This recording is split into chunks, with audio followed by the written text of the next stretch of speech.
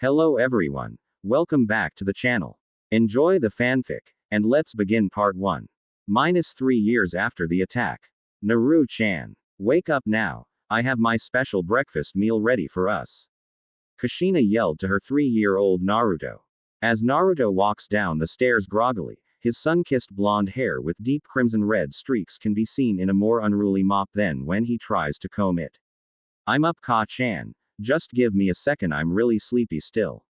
Naruto yawned out as his eyes were shut tight from the light. When he entered the kitchen, he smelled the special breakfast. Homemade ramen with eggs and vegetables as the main course of the delicious meal was special in and of itself. A bowl of cut and whole fruits, mainly apples, strawberries, orange slices, grapes, and blueberries, made up the side dish with some cinnamon toast and fresh orange juice and sweet tea. Naruto was astonished from the sheer amount. His sea blue eyes with violet pupils and bluish-violet area surrounding it, where the white of the eye usually is, looked like mini dinner plates. Ka-chan, how are we gonna eat all this food? Even with my bottomless stomach I couldn't eat this much. We aren't, Blondie. Kushina teased her little son. Did you forget that we are going to a friend of mine's compound and you are going to meet your Kyo godmother and Kyofu godfather, along with welcoming Tsunade Ba-chan and Jiraiya Gigi back from their little travels around Hinokuni? Kushina asked her knuckle-headed Naruto. Oh yeah, I can't believe I forgot that was gonna be today. Well, what are you waiting for? Ka-chan, seal up that food and let's go. Naruto enthusiastically exclaimed while Kushina's sweat dropped at his sudden change to being fully awake. Okay, Naru-chan, Kushina said, stressing the chan part too much for Naruto's liking. Stop calling me chan, Ka-chan. I'm gonna be a kick ninja and being called chan won't help me. Naruto complained, until he realized he swore in front of his mom, who already had all the food packed. Naruto n. Uzumaki. You better watch your mouth and stop that bad habit. Kushina scolded as she chased Naruto with the wooden training sword Jiraiya and Tsunade sent 2 months ago from Tetsu no Kuni for Naruto to start learning Kenjutsu. I'm sorry, Ka-chan. Naruto yelled, whimpered after a good hit to the head from Kushina. -10 minutes later, on the way to the compound. Where are we going to again, Ka-chan? Naruto asked as his 3-year-old curiosity showed itself for the first time for the day. We are going to the Inuzuka compound. Kushina told him as she was in her henge, since most of the village believes that she is dead and she doesn't want them knowing that she is alive before she disappears to Uzu no Kuni. Yay, puppies! Naruto exclaimed in his 3-year-old giddiness while Kushina giggled at her son's silliness. She saw the glares and heard the whispers about her son being the demon he holds and about her being the unlucky caretaker or brainwashed slave. It took all her control to suppress her ki since Naruto is still oblivious to the idiotic villagers. Kushina still remembered one of the worst whispered conversations she ever heard, so far. Flashback. 2 years after the Kyuubi attack, Kushina and a barely able to walk Naruto were at the park close to the Sarutobi compound. As Kushina, in a henge, and Naruto played with Itachi and Ibiki also playing, they were only 13 and 15 respectively. The 3 shinobi heard a small yet disgusting conversation going on. Look at the demon filth playing with those fools. Be quiet. That is Itachi Uchiha and Ibiki Morino. They are both prodigies in their respective fields. I bet that Hokage-sama and they are making it so that the demon scum and that brainwashed bitch trust them, and then they will kill that bitch and torture the demon before killing it also. The 2 idiots went on and on while all the while Yamato and Mahozai showed up and paralyzed both. Kakashi then appeared with his Inu Anbu mask on and used a special torture jutsu to electrocute and burn the civilians to the brink of death, but stopped right before they died. I will get them set up for you, Ibiki, but I'm going to help because no one hurts my Ototo and gets away with it. Kakashi signed to Ibiki in their personal Anbu code. Ibiki nodded, showing he understood. The Hokage, Kushina, Kakashi, and the 4 special Anbu were in the torture chamber with the criminals. Naruto meanwhile was with Asuma Sarutobi, Hiruzen's 14-year-old son, who thought of Naruto as a little brother and promised he would keep him safe before the village. For the rest of the night the 2 fools were tortured by Ibiki and Kakashi with some torture by the guards. Kushina then revealed herself and the 2 people gasped in shock and soiled themselves. So you think my Sochi-kun is a demon, huh? I will make you regret saying that. Kushina then proceeded to beat the crap out of them, heal them to where they only have scares, and then repeated the process. After the 12th time she healed them, she then removed their manhoods and made them swallow it. The next morning they were executed by Chidori and Rasengan courtesy of Kakashi and Jiraiya. Flashback end. Kushina and Naruto showed up at the Inuzuka compound, when, all of a sudden, Naruto was tackled by a big wolf-like dog. "No, Kuromaru. Leave little Naru-kun alone right now," said a sweet-sounding voice that also had a hint of wildness to it. "Fine, Sum-chan," the now identified Kuromaru said, with slight disappointment as he couldn't play with the little pup that he finally gets to meet. "Hey Kushi-chan, hey little Naru-kun," Sum says as she sees her best friend and godson. "Hey Sum-chan. Say hi Naru-chan," Kushina says. Hi Sum-san. I'm Naruto Uzumaki and I'm gonna be the greatest and most kick ninja ever," Naruto said, and thought as he introduced himself. "Well, you better be so you can protect me, after all I am your Kyo," Sum exclaimed in a childish fashion while she pulled Naruto into a big hug. "Really? Yay. I got an awesome kunoichi Kyo," Naruto exclaimed in a childish fashion. Naruto then gave Sum a big hug and ran inside to meet everyone that was in there. When Naruto got inside, the first thing he saw was a young girl, about 2 years older than him, with long dark hair and chocolate brown eyes. Naruto blushed as he saw her. "Wow, she is really pretty. I hope she will be my friend," Naruto thought, not realizing that he has slowly started to develop a crush. Sum sees him blushing and looking at her daughter Hana. "Well, Naru-kun, do you like little Hana-chan? She is my daughter, so maybe I will introduce you," Sum teased while Kushina set up the breakfast. "Www, what are why you talking about, Sum-kyo?" Naruto tried to stay calm while Sum teased him. "Oi, Hana-chan, come here, I want you to meet Naruto-kun," Sum called to her daughter as Naruto blushed even more, slightly embarrassed and slightly nervous. "Hi Naruto-kun, I'm Hana Inuzuka," Hana said with a little blush as she completely took in Naruto with his black shorts with orange strips on the side and white t-shirt with the rusty orange Uzumaki swirl, blue Senju trident, and purplish-yellow Namikaze wave crests all combined into one on the back. Hi, I am NN Naruto Uzumaki. It's nice to meet you, Hana-chan," Naruto said as both of their blushes deepened. "Why don't you two go play somewhere while we wait for the last couple of guests to show up?" "Okay," both Hana and Naruto said as they ran off, unconsciously grabbing each other's hands. -5 minutes later, Hiyashi Hyuga showed up with his brother, Hizashi, and nephew, Neji. Neji went to where Naruto and Hana were playing while Hiyashi and Hizashi talked with the other adults. They were still waiting for Jiraiya and Tsunade. Shizune was already there since she decided to stay with Kushina and Naruto on his first birthday. Hiyashi then decides to walk over to the kids to introduce himself to Naruto, his godson. With Naruto and Hana were busy playing ninja and just goofing off when they see a kid in a white shirt and tan pants with pure white eyes approach them. "Hi, I am Naruto and this is Hana-chan, what's your name?" Naruto introduced and asked the newcomer. "Hello, I am Neji Hyuga of the Hyuga clan." Neji formally introduced himself. "Would you like to play ninja with us, Neji-kun?" Hana asked in a polite tone, standing close to Naruto as he nodded in agreement. "Sure. Thanks." Neji beamed with happiness as they started playing, until Hiyashi stopped them. "Hey Neji-kun, care to introduce me to your friends?" Hiyashi asked his nephew. "Sure thing Hiyashi Oji-sama. This is Naruto Uzumaki and Hana Inuzuka," Neji stated as his new friends smiled and said their hellos. "Naruto-kun. That's you. My, you have grown since I first saw you," Hiyashi said in shock. Then he saw Naruto's confused face. "Oh, I forgot to introduce myself, haha. I am Hiyashi Hyuga, head of the Hyuga clan, and I am also your Kyofu," Hiyashi told Naruto and then embraced him in a big hug. When Naruto was released, he then stood back next to Hana and grabbed her hand, which made her blush a lot.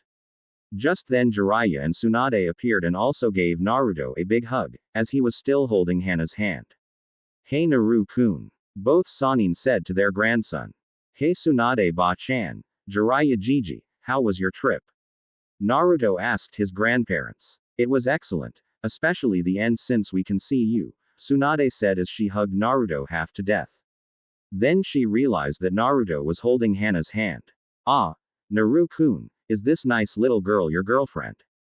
Tsunade asked as Jiraiya then noticed and asked him the same question. Www what a or yuttt talking about Ba-chan, Gigi-kun? Naruto asked while stuttering the whole time. Both Naruto and Hana sported huge blushes as the adults and Neji laughed. At the table, Naruto sat at the breakfast table with Hana on his right and Neji on his left and the rest of the seats filled by the adults. Everyone talked and chatted until the meal was over and then Neji and Hana got water balloons ready for when Naruto goes outside. Naruto then walked outside after Tsume told him that they wanted to see him outside. Outside behind the compound, Naruto exited the door and as soon as it shut he was pelted with water balloons on both sides by Hana and Neji. Naruto managed to catch a few and threw them back at Neji and Hana, soaking them.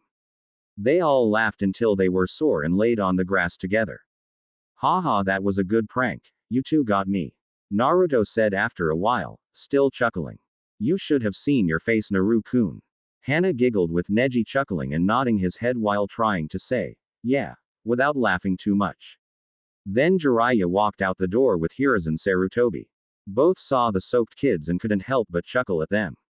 Okay Naruto-kun, it looks like you are going to be getting your presents outside since you are all wet. All three of the kids laughed again as they saw their parents come out with shocked expressions, even though the adults were laughing themselves. Okay Naru-chan, from me and Hiruzen Gigi is a special journal that was your dad's. It also has some of his and mine jutsus and his special notes. He wrote in it since he began the academy and has seals with many things he thought were important. On the very back inside cover are 3 blood seals, one with more journals, one with my special jutsus and other things I stored in there, and the last contains some basic lessons from your father. Kushina told the young boy. The Hokage then decided to tell Naruto a bit more information. Naruto-kun, this will also tell you the name of your father. You can only tell the people here because it's a secret and the only people outside here that can know, or already know are Kakashi, Itachi, Ibiki, Yamato, and Mahozai. Sure thing Hiruzen Gigi. Naruto opens the journal and falls on his butt in shock at who his father is. Minato and Namikaze, the Yellow Flash and Yondaime Hokage, my hero is my dad. Naruto exclaims while extremely happy. Naruto knows about his burden already but decide that it doesn't matter since he is like a great ninja already for keeping the village safe. Naruto fell on his butt in shock while shaking from joy. His eyes watered with tears of joy as he looked at the Hokage monument and swore to himself and his dad that he would become even greater than Minato was. As this was going on, Hana walked up and gave Naruto a hug and Neji gave him a fist pump in his trying to be cool Hyuga style. Naruto. Come here, I got your present set up and so does Tsunade-chan. Jiraiya said as he pulled off 2 huge scrolls from his back, 2 wrapped up books and Tsunade pulled out a medium-sized scroll which, unknown to Naruto, the bigger of the 2 was the Gamma summoning scroll and the other was a giant set of Fuinjutsu paper scroll. The books were a full set of Fuinjutsu for novice, intermediate level users and Jiraiya's very first book, the Gutsy Ninja. Meanwhile Tsunade's scroll contained books on chakra control and medical chakra along with medical herbs and a little greenhouse to keep plants when on travels. Whoa. Gigi. Ba-chan, is that all from me? Naruto asked in astonishment while Jiraiya and Tsunade laughed while nodding yes. Naruto ran over almost as fast as the Hiraishin was. Naruto knew that he had to use his little bit of chakra he could access to open it and was shocked by everything. Kushina was also amazed by what Naruto could possibly do when he was older. Neji and the adult Hyugas were amazed by the techniques and Neji decided that Naruto would be his sparring partner while in the academy. Hana on the other hand was already on the verge of asking Naruto if she could also use the medical jutsu books, once he finishes them of course. Oh my Kami, this is so much. I am definitely going to be the greatest ninja ever. Hey Gigi, does the Gamma contract mean that I can summon Kango and Book at any time? Haha, yes Naru-kun, it does, and you can also summon other toads too, like Gamakichi and Gamatatsu, or even Gamamusha. Yay! Naruto cheered at the fact that he could now summon his first 2 friends, the Midnight Blue and Dark Pink, Light Purple Healer to be Kango, and the Crimson Red and Blue Streaked Samurai to be Book. Arrow Jiraiya, will the toads allow Naruto to have more contracts, like the Uzumaki contracts since he is the last heir and everything? Kushina asked. hoping that her son could bring back the powerful allies that only helped the Uzumaki. Yes, they will. I already asked, and they were delighted to hear that their old friends will be able to join them in battle once again. And not be against them like the salamander used to be. Jiraiya said, making Naruto even happier. Naruto, being an Uzumaki, Namikaze, and slight Senju, was born with excellent calligraphy and wrote his name in blood on the contract and left his handprint, right next to his dad's signature and mark. Naruto then hugged Tsunade while saying that he would read all the medical books before she got back from her next journey. Shizune and her boyfriend Iruka got Naruto dull practice kunai and shuriken so he could be a good weapons user and not a mediocre class clown with barely passing scores. Tsume actually gave Naruto special Inuzuka marks that show that the Inuzuka clan supports him, while also adding the marks that make him Hana's future mate since she could smell their chemistry, but they didn't interfere with his whisker marks. Hana and Neji both gave Naruto taijutsu-style scrolls that their clans don't use anymore. Hiashi gave Naruto a scroll on many more types of chakra control, and Hisashi gave Naruto a case containing 3 scrolls filled with paper. One scroll was elemental paper, paper used to detect chakra of the normal 5 elements. The second scroll was for Kekkei Genkai elements, and the last was for chakra suppression of all basic types. The first 2 would also show the potency of the chakra based on how heavily they react. Naruto-kun, why don't you try a slip from the first 2 papers out? Asked all the guests. Naruto pushed some chakra into the paper and everyone was amazed by what happened.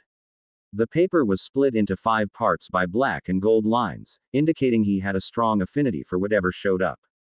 Then first section shredded into trillions of little pieces so fast that it looked like it was instantly vaporized. The second was soaking wet and turned into real water, falling to the ground. The third crinkled up so much that it seemed impossible to undo it. The fourth turned to dirt and the fifth got caught in flames. Naruto had all of the elements and couldn't believe his luck: water from the Uzumaki, wind and lightning from the Namikaze, earth from the Senju, and fire from the Kitsune inside him. The second paper was even more of a surprise than expected. The paper turned into a crystal vial which filled with lava and had frost forming on top around a plant that was growing from it. Never in anyone's life had they seen something like this. Not even Hiruzen could speak clearly, and he was ancient. My Kami. Is that even possible? Maybe he will be able to rule justly in. Hiruzen started and then mumbled on, being ignored for his incoherent rambling. Everyone else, meanwhile, was still trying to pick their jaws off the floor. Meanwhile, Kakashi, Itachi, Ibiki, Yamato, and Mahozai walked in and were wondering what was going on. Why is everyone so shocked and staring at Naruto like he is Kami incarnate? Asked the new arrivals. Shizune just showed them the pictures of everything that happened along with telling them of Naruto's father. They were all shocked by the chakra while only Itachi, Ibiki, and Yamato were surprised by Naruto's father. They then proceeded to give Naruto his presents. Kakashi gave him a list of jutsus, like Kage Bunshin and other kinjutsu that he knew Naruto could handle. Itachi gave Naruto an anti-Sharingan seal to prevent anyone from copying his techniques. Yamato gave Naruto plant seeds and the promise of a scroll for Mokuden when his chakra control is extremely good. Mahozai gave Naruto a scroll of Genjutsu, and Ibiki gave Naruto a beginner's guide to interrogation and a cool jacket like his, but with crimson flames and a rusty orange Uzumaki symbol and the other symbols on the inside. 1 year later, Naruto 4, Neji 4, and Hana 6 have all accessed their chakra and practice chakra control every day. Naruto and Hana have slowly been mastering medical jutsu and they have all gone up in their other skills. Naruto and Hana also met Anko, who liked to pull pranks just like Naruto. Anko was nervous when they first met since she thought they wouldn't like her because of what Orochimaru did to her. Anko soon realized Naruto and Hana genuinely wanted to be her friend. Anko soon introduced them to Kurenai. Kurenai was able to help them with Genjutsu and became a Genjutsu master in the making a lot faster thanks to the scrolls Naruto had. Hana then started the Ninja Academy with Anko and Kurenai as her tutors in the academy. Naruto and Neji trained even harder in taijutsu and some basic ninjutsu just to keep up with Hana. Naruto and Neji are now 5 years old, they will be 6 in 1 month for Neji and 2 for Naruto, and are considered many things. Neji is hailed as a Hyuga prodigy while Naruto is called a cheating demon. Both can access their normal chakra already. However, Naruto cannot access anything besides regular chakra. Naruto didn't care though, as it was partially explained in his father's journal. Flashback. A just turned 5-year-old Naruto was sitting in the Sarutobi clan library reading Minato's third journal. This journal contained the most information on Minato learning to access his chakra and the beginning steps of accessing his crystal style. Can someone PM me the Japanese translation for all the known styles? Thanks. Closing parenthesis. Naruto was amazed to learn that his dad never accessed his wind chakra until he started his 6th month of training with Jiraiya and could only really use it once he got Jonin level reserves and control. But even then it took a while to learn how to utilize it and keep it flowing. The lightning chakra came even later. In fact, it was the day that he saved Kushina from Kumo that he accessed it. This was about a year and a half of training with Jiraiya.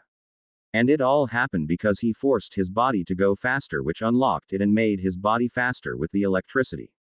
Crystal chakra was even harder than those two combined. It happened in one of the earlier battles of the Third Shinobi War, in which he lost his student Obito, Kakashi lost his eye and gained Obito's Sharingan, and Rin started dating Kakashi. They were all worn out and Minato pushed himself to his limit, trying to gather more strength and grieving for his student's death. Minato couldn't even find Obito's body and nearly broke down, but was barely able to keep calm and set up camp for his last two students. Naruto was so amazed at those facts that he wasn't even concerned with using elemental chakra until he had Jiraiya and Kakashi train him with tutoring from Iruka. Naruto kept reading about his father's life and was able to see how he became so great. After finishing the journal, Naruto resealed it and summoned Fukasaku to ask him a question about the 3 summoning scrolls, as his mother was out on a small mission. Book and Kango instantly appeared to learn with Naruto. Book now uses 2 nodashi and Kango carries a pouch of the finest medical ointments and medicines that come close to rivaling beginner slugs. All 3, Naruto, Book, and Koga, wore Uzumaki swirl marked, on the back, trench coats with the Senju trident on the sleeves and the Namikaze waves on the hood crashing together at the top. Naruto's custom-made trench coat has a hood as it helps him with hiding and looking kick. Flashback end. Naruto and Neji are currently practicing in chakra control with kunai and shuriken floating. Neji, can you tell me if I am using too much or too little chakra? My kunai and shuriken keep falling or getting launched away. Naruto asked his best guy friend. Sure thing, Naruto. Yeah, you are using too much on the shuriken and too little on the kunai.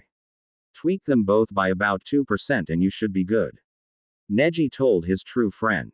Neji and his dad Hisashi are main house Hyuga, as Hiashi didn't kill the Kumo ninja, he simply paralyzed him, permanently. Neji was so happy that he decided to practice even harder to become the best Byakugan wielder. Neji would always challenge Naruto to a taijutsu round twice a day whenever they practiced, once before as a warm-up and once after as a cool-down and to push their bodies to the extreme. Naruto and Neji have also met Kiba, Hana's little brother, and they introduced Hinata to them. Kiba and Hinata seemed to become best friends almost instantly, as the 3 bigger kids decided to have a one-on-one taijutsu match with only taijutsu allowed. Naruto, having his limitless stamina, easily lasted through the fight, efficiently dodging and countering while striking when a good chance is available. Hana, with her heightened senses and instincts, was able to judge when the other 2 would make a move and when to dodge counter. Neji, however, had the upper hand with his formally trained style of the gentle fist. Throughout the course of the 30-minute fight they all got beat on pretty badly. Hana-chan, did you have to hit me square in the jaw that hard? Naruto said slowly. Sorry Naru-kun, here, let me heal you. Hana apologized. When you get done with that, can you guys help me? Neji asked in pain as he got ganged up on towards the end of the fight. Sure thing, Neji, both Hana and Naruto said as they walked over. -5 minutes later and back in the Inuzuka compound. Naruto was looking around trying to find the right spices to make the delicious beef ramen that Tyuki and Ayame taught him how to make. It was also packed with protein and essential vitamins and minerals. Where is the? There it is. Naruto said as he found the last ingredient and started to cook. Naruto, why did you learn to cook? Neji asked as he never found out why. Because he wants to impress me, Ka-san, and Kushina-sama. Hana teased as Naruto tried to stutter out a reasonable retort. That night, Naruto stayed over at the Inuzuka compound and slept in the living room close to the fireplace with his arms around Hana and her arms around him, like they fell asleep hugging. Soon walked into the living room to check on Naruto and sees them and gains a big smile. He. Perfect blackmail for the two of them. But they also look very cute together. Maybe I should ask Kushi-chan to help arrange a marriage proposal for the two of them. Soon thought as she took multiple pictures of them, some for each of the adults that personally knew Naruto. A couple minutes later both Hana and Naruto wake up and realize the way they were sleeping. Neither of them tried to make an effort to move but just stay there blushing. Naruto's blush deepened even more as Hana decided to snuggle closer to him and fall back asleep. Naruto eventually fell asleep, but with a grin and a big blush that lasted till morning. Time skipped 3 months. Naruto and Neji have been in the ninja academy for a month now and they are bored out of their minds. Both of them already know this thanks to Anko, Kurenai, Yugao, and Hana. Sume, Hiyashi, and Kushina also helped by making sure they studied, but the now Chunin Anko, Kurenai, and Yugao and the almost genin Hana provided better information to help them. Naruto and Neji both realized that their current sensei is, in simple terms, a bastard. They found this out when they put the same answers for every question and Naruto got a failing grade while Neji got a perfect grade. Time skip summary for the year. Naruto and Neji made friends with Rock Lee and Tenten only. The others treated Naruto poorly because of their parents and some ignored Neji due to him being a clan heir and the only one in their class. They practiced throwing weapons and the basic academy jutsu non-stop. Naruto got good at both and so did Neji, but Naruto was slightly a bit better at target practice and Neji was better at the academy jutsu.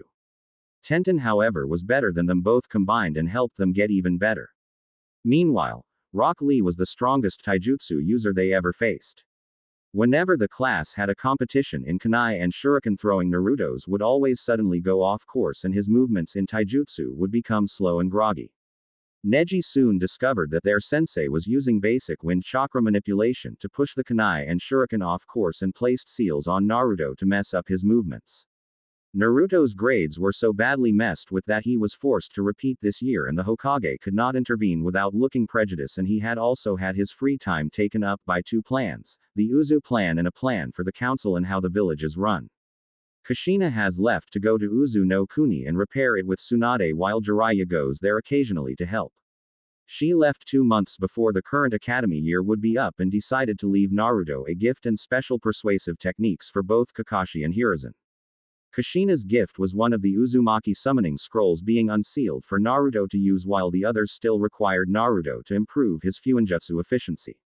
The contract itself amazed Naruto to no end because it was the Walrus contract, a contract previously thought lost since the First Shinobi War.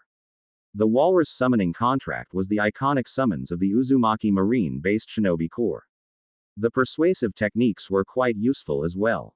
For Kakashi it was to burn his Ika paradise and for Hiruzen it was to hold back the secret of beating paperwork. Naruto gathered Kakashi and Hiruzen in the Hokage's office and asked them to teach him how to do the Kage Bunshin. They tried to say he was too young to learn it, until he used his ultimate persuasive techniques. They both quickly caved as they knew he would have a toad quickly tell Kushina who would pulverize them. Naruto learned the Kage Bunshin in just over 6 hours. After Naruto learned it and found out he could make 10 max, he sent 5 to do medical ninjutsu chakra training, 3 to read his father's journals again and 2 to read books on forging weapons. Naruto then revealed that the secret to beating paperwork is Kage Bunshin itself. Naruto then signed the Walrus contract and summoned a walrus to gain approval, which he quickly earned.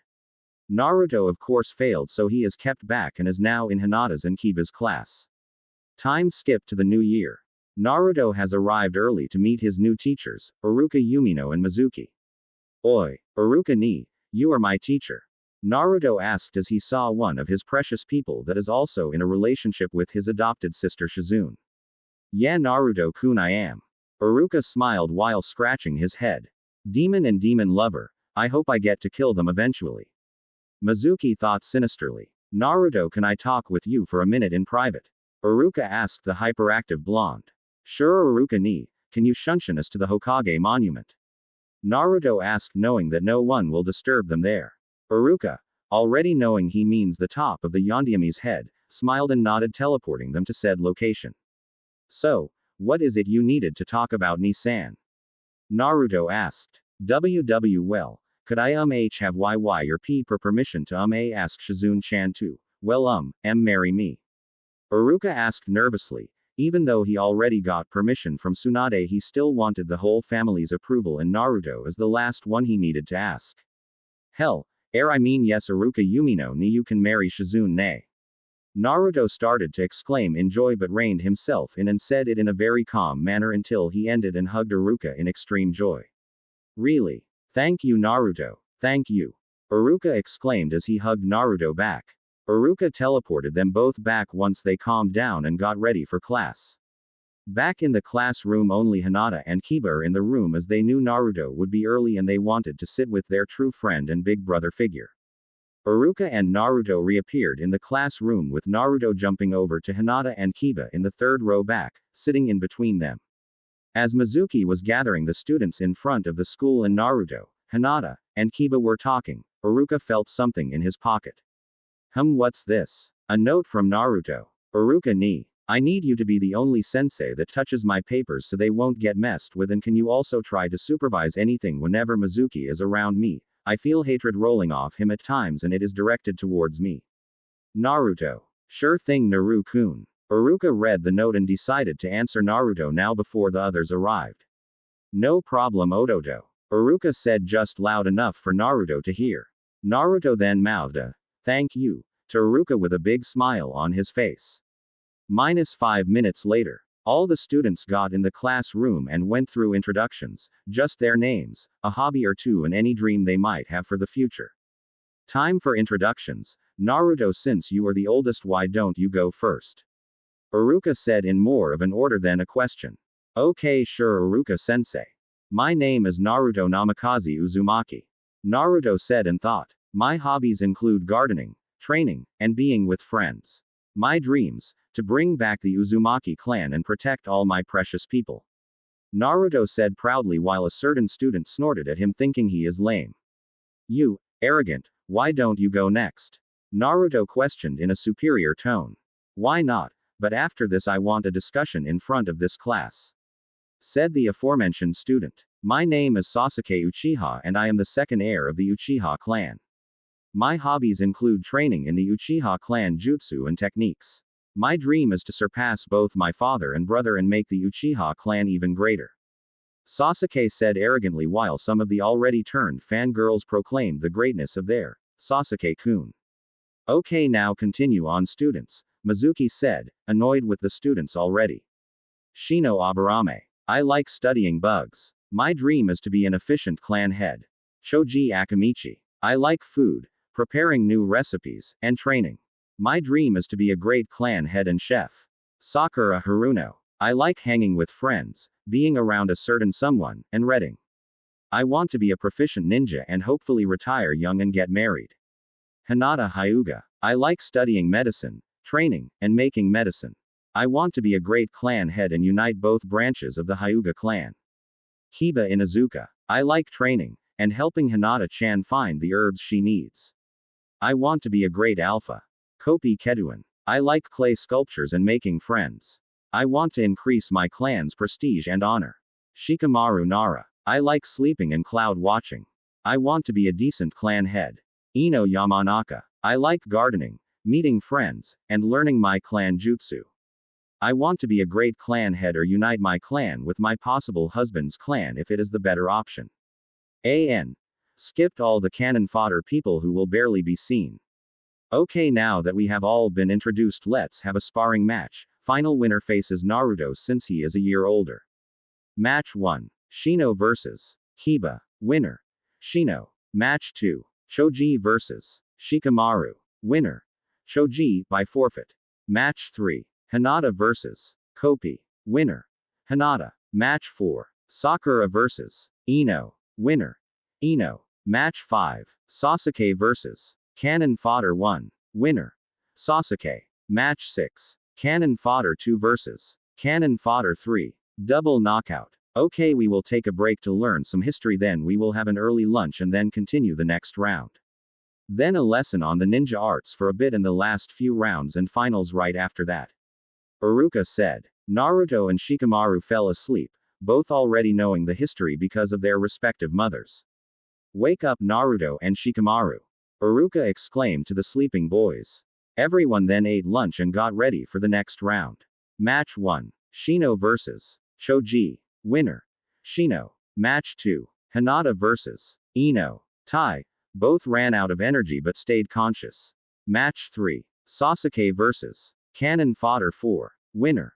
Sasuke. Okay, so we have 2 more rounds and then the finalist faces Naruto. Time for ninja arts study time. Iruka said to the students. Naruto has been doing physical workouts, only taking a break to personally watch Hinata and Ino fight. He had a Kage Bunshin watch the others. Naruto and Shikamaru fell asleep again, although Naruto had 2 Kage Bunshin pay attention to class so he could still learn. Alright, time to finish the tournament. Mizuki declared as Iruka put his teacher's book away. Hiba, Hinata, Ino, Choji. Naruto called out lazily. You guys have done great. You should feel proud of yourselves. Naruto complimented with Ino blushing and stammering out a, thank you, to the blonde boy. Thanks Naruto-san. Choji said after a few handfuls of extra barbecue chips. Just call me Naruto, okay Choji. I hate formalities. Naruto informed the Akamichi. Thanks Naruto ni. Hiba and Hinata said to him. Naruto just smiled a big foxy smile which made them all feel good. Shikamaru was sleeping under a tree now. Naruto made a Kage Bunshin to watch the competitions as he does more physical workouts, but this time Kiba and Choji join him and Shikamaru eventually does also. Ino and Hinata were watching them while chatting about everything. So Hinata-chan, do you know if Naruto is single? Ino asked her new best friend. I am not sure Ino-chan. I think he is going to be dating Kiba's sister once he is a genin. Hinata replied. Oh, Ino sighed dejectedly. Looks like I am going to be training even harder and maybe catch Naruto's eye, or see if Kiba's sister wants to share. Sounds like a plan Ino-chan. Hey, I got an idea. Why don't we start our own little herb garden so we can make medicine during breaks and Naruto can also help? Hinata suggested. Sounds terrific, Hina-chan. Ino exclaimed while hugging Hinata. Match 1. Shino vs. Cannon Fodder 5. Winner. Shino. Match. Sasuke vs. Cannon Fodder 6. Winner. Sasuke. Finals. Shino vs. Sasuke. Shino and Sasuke were standing 10 feet apart in the academy training grounds ready for the signal to begin. Hajime. Called Mizuki as Iruka was watching Naruto and his slowly growing group of friends. Shino's bugs were swarming around him as some formed a shield and spear. Meanwhile, Sasuke dropped into the Uchiha Taijutsu style, even though he has not unlocked his Sharingan.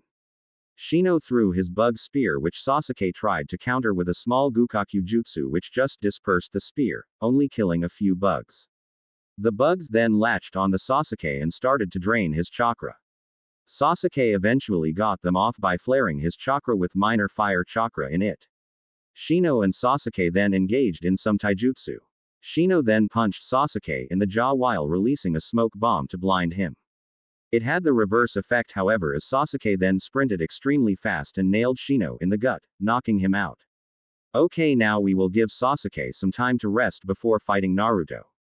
Mizuki said as he hoped for Sasuke to cripple Naruto. Mizuki even gave Sasuke a chakra pill to take right before the match. Hajime. Iruka yelled for the final fight to begin. Sasuke threw 2 smoke bombs on the ground and swallowed the chakra pill giving him a big boost. Sasuke then channeled chakra to his legs to make himself faster and went to punch Naruto in the jaw with a simultaneous kick to his groin. Naruto caught both, which shocked the hell out of Sasuke. Naruto flipped Sasuke over his shoulder and face first into the ground. Naruto then made a quick Fuinjutsu tag to cancel Sasuke's chakra, which was extremely effective. Naruto also released 1/5 of the weight on his body and sped forward, drop-kicking Sasuke. Sasuke was sent flying out of bonds and was knocked out. Arrogant asshole. Naruto muttered but all of Sasuke's fangirls screamed at him, hurting his ears. Naruto then released all the weight on his body and sprinted to a safe distance and reapplied his weight. Thank Kami for Fuinjutsu resistance seals and weight seals. Naruto thought as he didn't have to carry any bulky weights. Ino, Hinata, Kiba, Choji, Shikamaru, and a now conscious Shino went to congratulate him on his quick win. Naruto, how did you gain such speed? Choji asked. He released his weights. Kiba answered. What weights? Shikamaru asked. Fuinjutsu weights. They are very handy and I just finished learning how to make them. Naruto answered. Really? Can I get some? The whole group asked. Naruto decided it was okay and put 10 pounds on each limb for everyone, except Kiba who got 20 on both arms and 30 on both legs. Why did I get so much? Kiba whined. Cause you want to be the best in your clan so you need more to get ahead faster mutt. Naruto retorted in a calm manner. Naruto, could you help us make a medical herb and flowers garden here? Hinata and Ino asked together. Sure thing Hinata Imoto and Ino-chan. Naruto replied with a happy smile. Sasuke was fuming as he overheard everything and thought 3 things.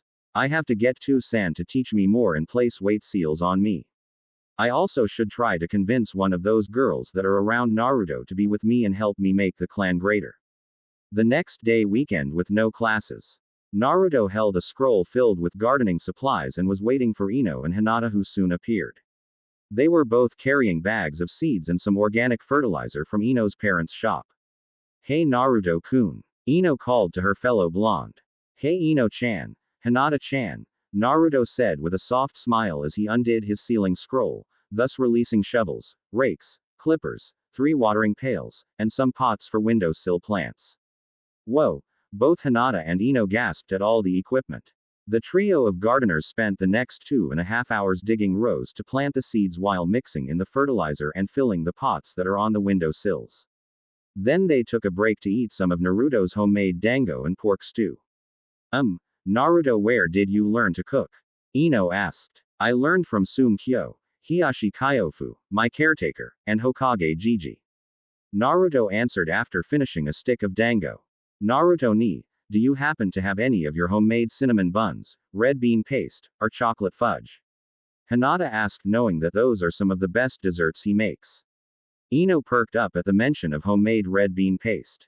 Actually, I have 2 plates of cinnamon buns, 1 pot of red bean paste, and 4 trays of fudge. Naruto said as he unsealed all the desserts and gave everyone a plate with some of each. Ino then tasted the red bean paste and started drooling at how good it was. Naruto-kun, may I have the recipe for the red bean paste? Ino asked after they finished as much as they could and Naruto resealed the reset and gave it to Hinata for her to take to the orphanage so they could have more food while he and Ino waited for her. Sorry Ino-chan, but it is a family recipe. But I could make you a big pot full every other week like I do for Hinata and the cinnamon buns. Naruto said with a small sincere smile. Oh, well that works too, Ino smiled. -10 minutes later. Ino and Naruto spent time talking and getting along even better and becoming best friends. Hinata returned but Kiba and Hana also were with her. Hana-chan. Naruto exclaimed as he hopped up and ran over and hugged her as she hugged him and they shared a very quick kiss as they have been doing for the past year. So we are here to help you guys with this academy garden. Kiba stated proudly as he gave Hinata a small hug and Ino a warm smile. Hi, I am Hana Inuzuka, Kiba's older sister. You are Ino Yamanaka, right? Hana asked with a warm and slightly feral smile with a mischievous glint in her eyes. Yep.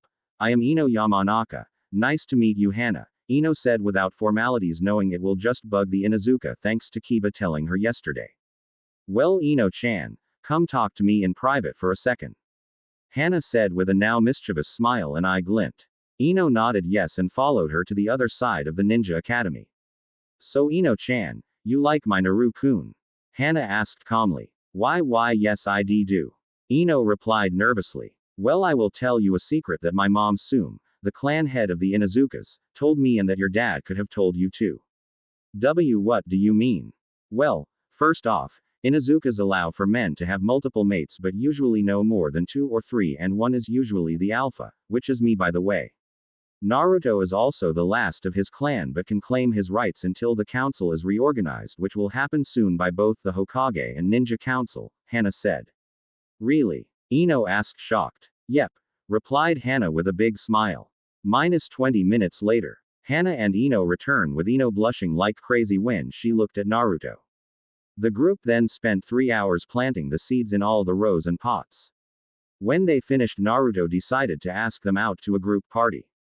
Guys, go back home and grab your swim gear and I will grab Choji, Shino and Shikamaru. Then we will meet back here.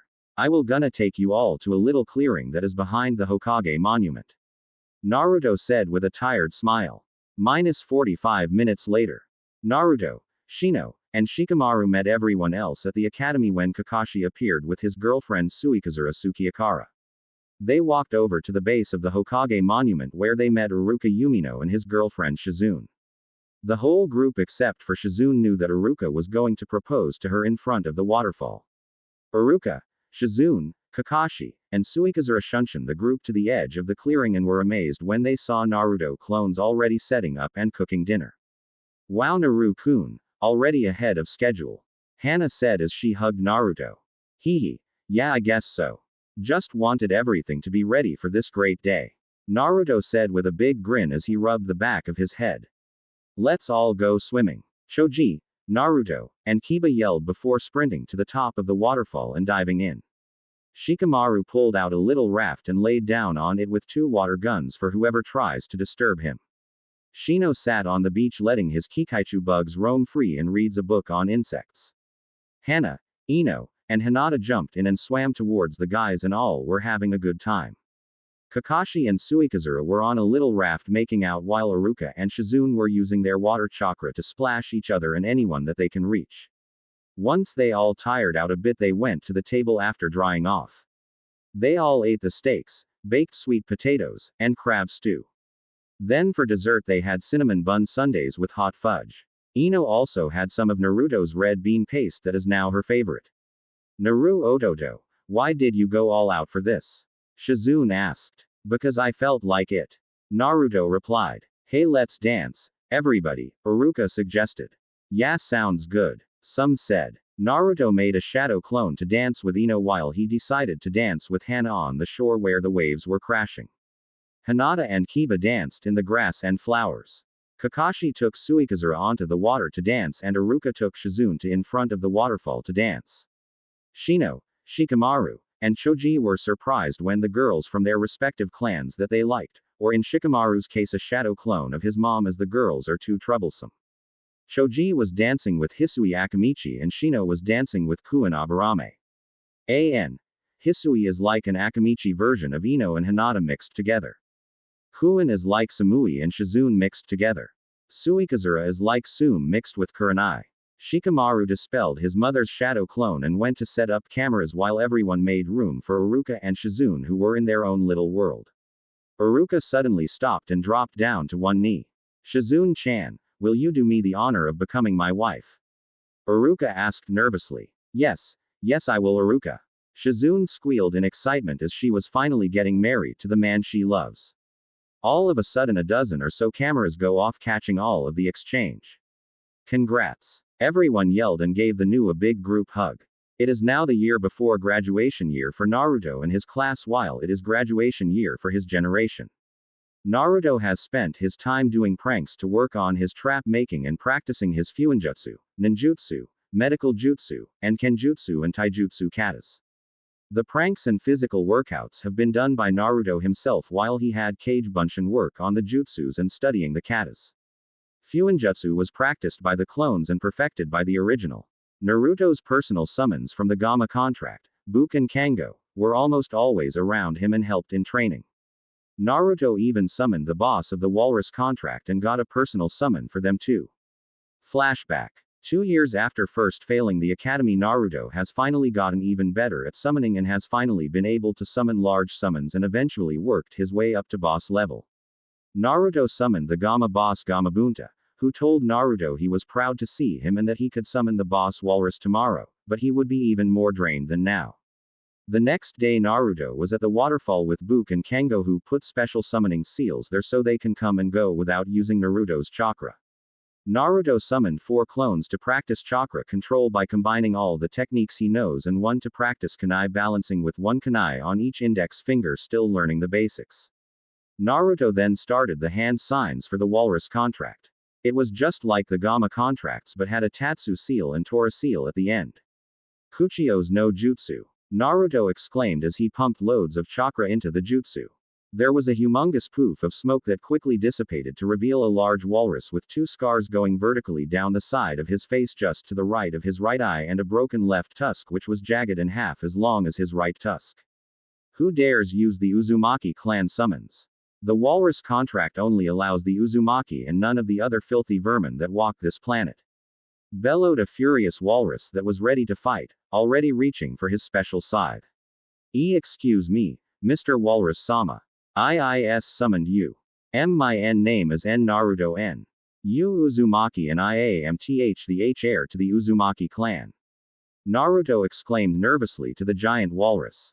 Ha ha. Finally, we have an Uzumaki back that can summon us. Good thing I can feel your chakra, otherwise I would have skewered you, young man. The giant walrus laughed. Naruto on the other hand didn't know if he should be happy or angry towards how the big marine mammal was talking to him. Well, what is your name? I need to know the name of the boss summon for my contract. Naruto yelled, slightly frustrated that he needed to ask. Well, young Naruto-kun, I am Mario Shinjin and I am the boss of the walrus contract. Also called the Seiuchi contract, even though that is more of an older name that only the elder Uzumaki used for us. Said the now named Mario Shinjin. Amazing. So is there anything I must do to finalize my contract with the Seiuchi clan? Naruto asked. Yes, my boy, there is. First off, you are going to have to get a personal summon, so just do the hand seals and let the chakra flow naturally. Mario Shinjin said to the new summoner. Okay. Kuchio's no jutsu.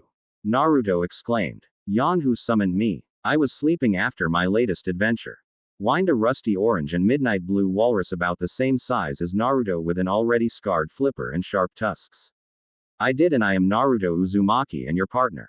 Naruto said with a warm smile as Book and Kengo appeared and moved forward to see the new companion. Also, you summoned little Supai, the troublemaker and self-proclaimed adventurer of the new generation. He will be a good personal summon for you. Now the rest will be revealed later on as you are too young at the moment. Mario Shinjin said. Flashback end. Naruto can now be seen with Book, Kengo, and Supai at any given time as they are almost always with him. Naruto, Book, and Supai all practice Kenjutsu together with Yugao and Hayate all the time, and the 3 beginners are always building up their skills. Naruto and Kengo also practice medical jutsu with Hana, and all 3 are supervised by Shizune, who is helping them become even better. Hana is now a Genin, almost Chunin in another year or 2, and Anko and Kurenai are now High Chunin and most likely Jonin in another year or 2. Naruto, Neji, Ino, and the rest of the gang are still academy students. Naruto, Ino, and Hinata can be found at the academy garden during their free time while at the academy.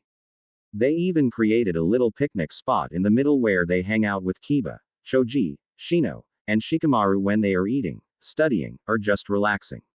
In the center of their garden clearing is a white pine tree that Yamato made from Naruto's little sapling. In other words, it is a full-grown copy of Naruto's sapling tree. Naruto and Choji practice cooking and grilling together, while Kiba tries grilling at times also. Naruto, Shino, and Shikamaru all play shogi together, and everyone would just hang out at the clearing when they want to relax or practice. Naruto has even revealed his heritage to the group and they were stunned to no belief, but they swore to keep his secret until he decides to reveal it. In their training terms, all their weights have gone from 10 pounds on each limb to closer to 100 pounds. Kiba has closer to 120 pounds on his legs and 110 pounds on his arms, but Naruto's weights blow his away. Naruto has around 160 pounds on each limb and even on his torso. The waterfall clearing was placed under Uzumaki property with seals placed by Jiraiya which could move the whole area to Uzu no Kuni when they want. The group also started to call it Fox Falls Clearing due to finding a small family of mischievous but friendly foxes who they all took care of and fed. They even gave them all chakra enhancements, like what the Inuzukas do for their nin dogs. Naruto has also discovered a lost Senju scroll hidden in a cave behind the waterfall when he went to help the foxes with the others getting the Hokage, Sume, and Tsunade, who was back for a visit. Flashback. Yip, yip, yap. The gang turned around to see 2 half-starved and battered kits. They all were saddened and Naruto quickly approached the kits with some meat from the table which the kits eagerly accepted. Hana-chan and Ino-chan go get Tsunade Ba-chan quickly. Neji and Hinata Imoto go get Hokage Gigi now.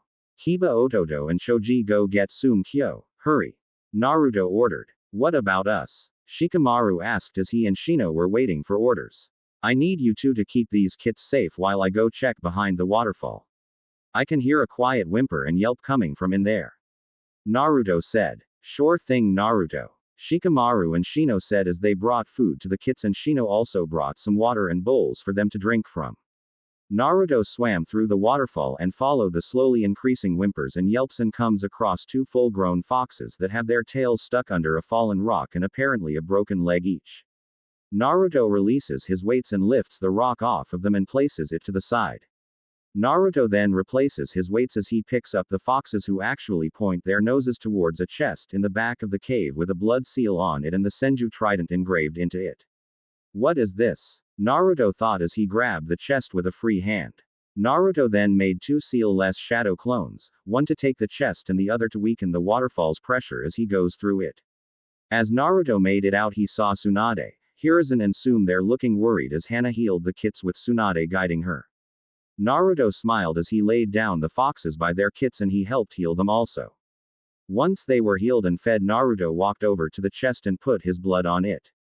The chest slowly opened, revealing an ancient scroll with a combined Senju trident and Uzumaki swirl. There was also a note saying it was a gift between the two clans, from before the Shodime's time, and it was a peace treaty saying that the cousin clans would always have each other's backs.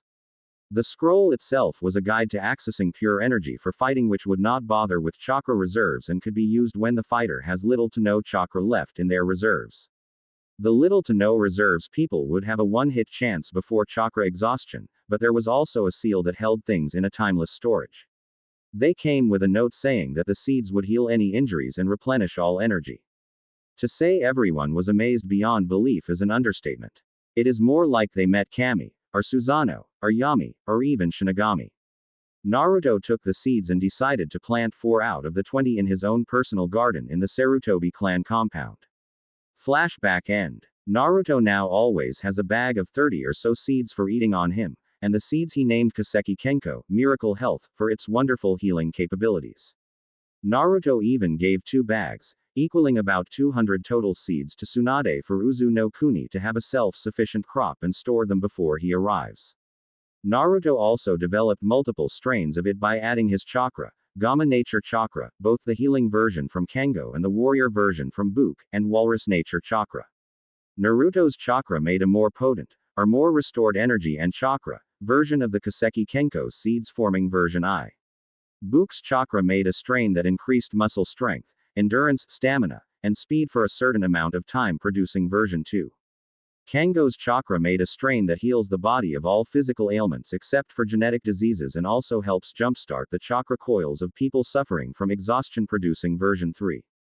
Supai's chakra on the other hand provided a strain that temporarily increases lung capacity, stronger muscles, and the ability to swim as deep and as long as a walrus, thus making version IV. Naruto himself tested each strain and found out you can't mix any of the versions together, but you can combine the original with one of the versions. He also discovered that you shouldn't take more than one of each of the strains a day, but the original is safe to take as long as it is only taken when really exhausted. Naruto also helped Shizune advocate for a med-nin class, which Hana also helped support. Hiruzen didn't even argue as he was hoping Shizune or Tsunade would push for it so he could have a teacher for the class right away. Now he has a full-time teacher, a part-time teacher, and a student who also helps teach it. Naruto is proficient at medicine ninjutsu but prefers to make powders, pills, potions, and things of that type. Hana prefers to use the jutsu and knows a little bit about the medications, unless they are veterinary medicines. Shizune is a master, second only to Tsunade, at all med jutsu. Now the village has changed dramatically as Hiruzen grew fiercer and showed less weakness and put the council in its place. Along with cleaning up some loose roots. Flashback around Naruto's 4th year at the academy. Hiruzen Sarutobi, the Sandyame Hokage of Konohagakure, was, for the 1000th time today it seems, rejecting papers that called for the execution or exile of one Naruto Uzumaki. Hiruzen couldn't stand it anymore, so he called a council meeting immediately. Hiruzen told his best Anbu to drag council members here if they take longer than 5 minutes to get ready. Hiruzen also decided to be late by about 15 minutes and promptly told the clan heads that were kind to Naruto to meet him in his office and join him before the council meeting. Now 20 minutes before the meeting is scheduled to start, the Hokage is talking to the clan heads of the Aburame, Akamichi, Hyuga, Inuzuka, Nara, and Yamanaka. The major clan heads, besides the Uchiha, were all nice to Naruto and were being informed of what is going to happen. The plan was going to put the civilian council, the Uchiha, minor clans, and the elders in their places as they are only advisors. Hiruzen told them that when they walk in to release all the ki that they want and take their seats, as he tells the council that this meeting is for 3 things. Minus 35 minutes after their meeting in the Hokage's office, Hiruzen and the clan heads walked through the door, leaking tons of ki from each of them. Sarutobi, what is the meaning of this damn meeting? Demanded Kaharu. Udatane complained to her former teammate as Homura Mitokado nodded in agreement as he didn't like being disturbed. Shut the hell up, Kaharu-san, Hiruzen said, obviously angry. What the hell are you grumpy about, Sarutobi? Spat Danzo. Shut up and listen for once, you pig. Growled out Sume as all the good clan heads released ki. This meeting has been called for 3 things. Before I tell you what they are, I will give you one last warning. Any interruptions from any of you will be subdued by the clan heads and or Anbu in whatever way they deem fit. Hiruzen declared, scaring the civilians and weaker ninja with all the ki he was leaking by himself. Now, as I was saying, this meeting has been called for 3 things. First, Naruto Uzumaki. Second, the council itself. Third, some loose roots, Hiruzen said. Just then the civilians started a ruckus, which was promptly stopped by the Anbu holding their respective tanto to a counselor's neck. Naruto Uzumaki is to be left alone and no longer bothered by you retards. Any civilian or ninja who beats Naruto and calls him a demon or Kyuubi Gaki shall definitely spend time in Anbu T&I with Ibiki and his new apprentice, Anko, and they both take it personally when Naruto is harmed. Attempts to take his life equal immediate death and incineration by me, Anbu, and any ninja who stop the beatings. Hiruzen said. The Anbu then cut into a fat civilian's side and let him bleed out slowly. Take that as a warning, as that man was in every single one of Naruto-kun's memories of the beatings. Hiruzen said with his voice colder than ice and scarier than hell on earth. Now onto this Kami-damned council. You have too much power and this is a dictatorship. You only advise. When I say, jump, you jump. When I say use yourself as a meat shield, you do it. When I say, shut the up, and, get lost, you better do it or I will have your voice box removed and you're thrown out by my summons. If I give an order, the village follows it with no questions asked, and you follow it even stricter than that. Now all you Kami damn bastards of the civilian council will no longer show up because you were all removed from office, and your replacements will only meet when I call for them. Also only I will call meetings and give orders, no one else. Elders, this is also the last meeting you will come to unless I ask for you to come. Hiruzen declared. He knew the civilian Haruno clan will always have a member in some type of council, but he can't exile them all or kill them all right now. Now onto the loose roots. Anbu and clan heads surround and detain Danzo as Kakashi and Anbu codename Tenzo take out these horrible roots on the walls. Inoichi, please go through Danzo's mind and break all mental barriers to see how many root agents he has. Hiruzen demanded. Hi Hokage-sama, Inoichi Yamanaka said as he went through Danzo's mind and finds out all that he is responsible for. Hokage-sama, Danzo has about 1/3 of the village en route in one way or another. Some from each clan, except the Inuzuka, and civilians. He also has the Shodaime cells in his arm and multiple Sharingan in his arm. He even has Hoku Uchiha's right eye implanted in his head under those bandages. Inoichi revealed, causing Shisui Uchiha, who is one of the last few Uchiha, to use a jutsu to destroy Danzo's implanted Sharingan. Danzo had a suppressor seal placed on him as he was stabbed through the heart, but lives, and taken to Ibiki and Anko for some fun. Shisui broke down after he was gone because he lost almost his whole clan in one night because of Danzo and his root Uchiha and other types of root members. All that is left are him, his girlfriend Katai, Itachi, Itachi's girlfriend Kumori, Sasuke, and a girl 1 year younger than Sasuke named Suiran.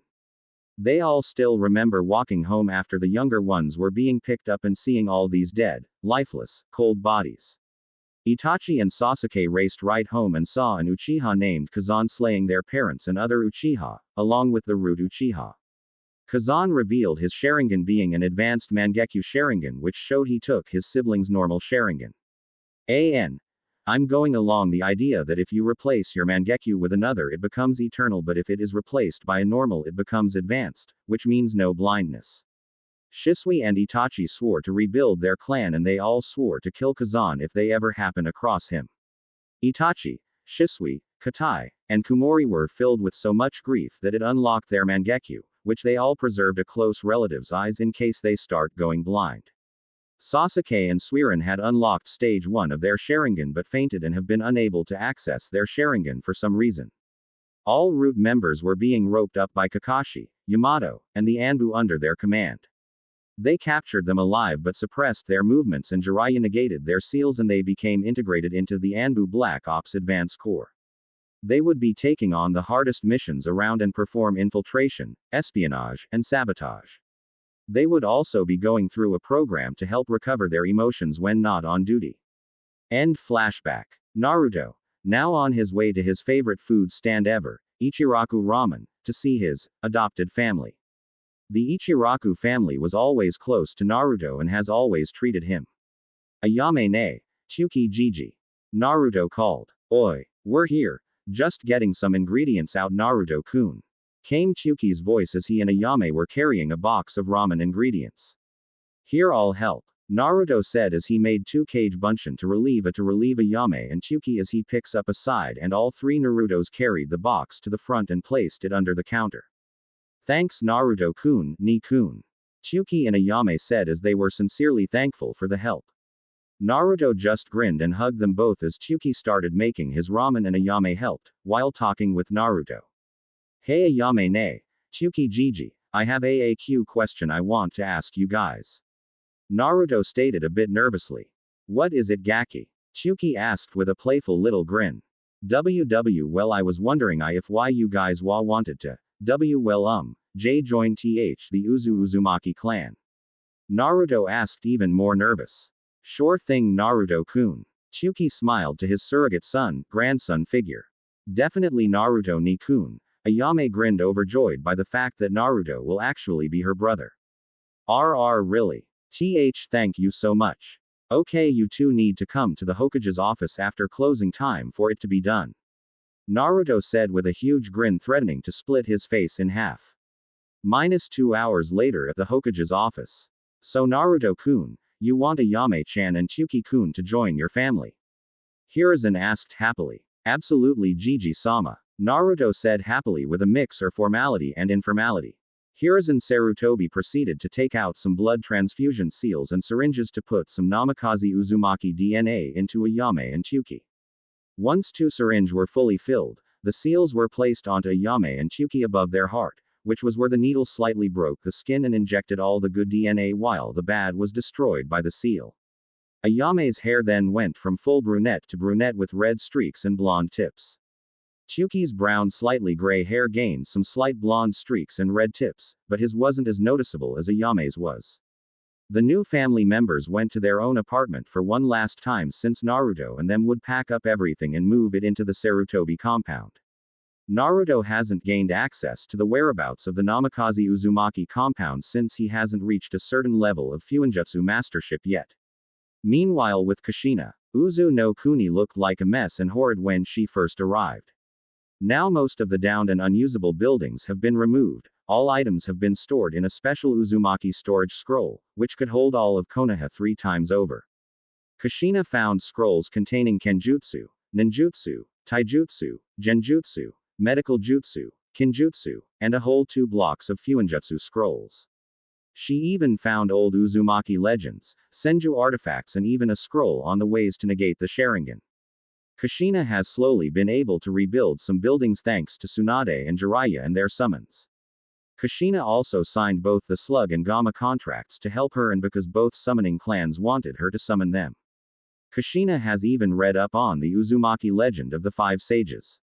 The 5 sages states that there were 5 members of the Uzumaki clan who excelled at one of the 5 elements each.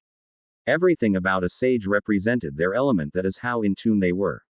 The Kaden an chakra will be addressed in English while the jutsu and sages are in Japanese. Sage was fiery, quick to anger, hot-headed, and was easily sent over the edge. The Fuden sage was swift, quick, calm yet fierce, and cunning, sharp.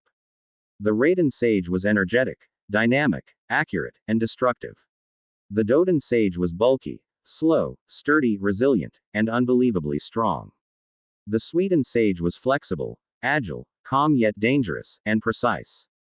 The sages were the elite of the elite in the olden times of the Uzumaki clan. They would only ever answer to the clan head and follow leads they had from spies in other clans and small towns and villages. The 5 sages slowly faded into myth as the Uzumaki clan settled in Uzu no Kuni and made ways to constantly protect Uzu no Kuni. Unfortunately, some enemy ninja got through in the Second Shinobi War. The Sweden sage made the never-ending whirlpools, the Raiden and Fuden sages made the maelstroms around the island with the biggest and most dangerous lightning in the elemental nations, the Doden sage made the 4 stone guardians that protect the compass points, and the Kaden sage made the living fire beasts, which became something similar hellhounds. Unfortunately, Kumo and Iwa had somehow found out how to bypass the maelstroms and whirlpools. Then the Iwa troops blocked off the guardians from the people who had to initially start them up. The Kumo troops used their Sweden and Raiden ninjutsu to drench and electrocute the hellhounds. Maybe I will try to start the 5 sages again. Of course I will need to find the best shinobi who have mastery of one of the elements each. Damn it, I would still have to go through that lame process of adopting them into the clan also. Kushina said to herself as she finished reading over the scroll about the 5 sages. What's this? Kushina asked as she saw a summoning seal on the bottom of the scroll. Kushina applied chakra and out popped 5 weapons. The first thing Kushina saw though was a note. All it said was sentient. There was a katana, a scythe, clawed gauntlets, a staff, and retractable wrist blades. The katana was intricately designed with flames. The scythe was designed with wind currents and tornadoes. The clawed gauntlets were designed with rocks and mountains, and the staff was designed with waves and whirlpools. The wrist blades were designed with lightning bolts. Each weapon allowed for improved utilization of the user's elemental chakra. The wrist blades and clawed gauntlets could combine together while the scythe could combine with the staff. The weapons were immediately sent to an area shared by the toads and slugs for safekeeping until they were needed. Kushina has also rebuilt some buildings towards the center of the once great village. Residential areas were built with a small market area. Although there is no one to live there yet, Kushina wanted to build up the future village-sized compound for the future Namikaze Uzumaki clan. Kushina was planning on hiring builders from Wave to build bridges to the connecting islands to allow for more people to live in Uzu no Kuni. Kushina has also contacted the rebels in Kiri who are sending their injured, young, and elderly to a campsite on an island just off of Uzu no Kuni and will hopefully have them join the new Uzushio.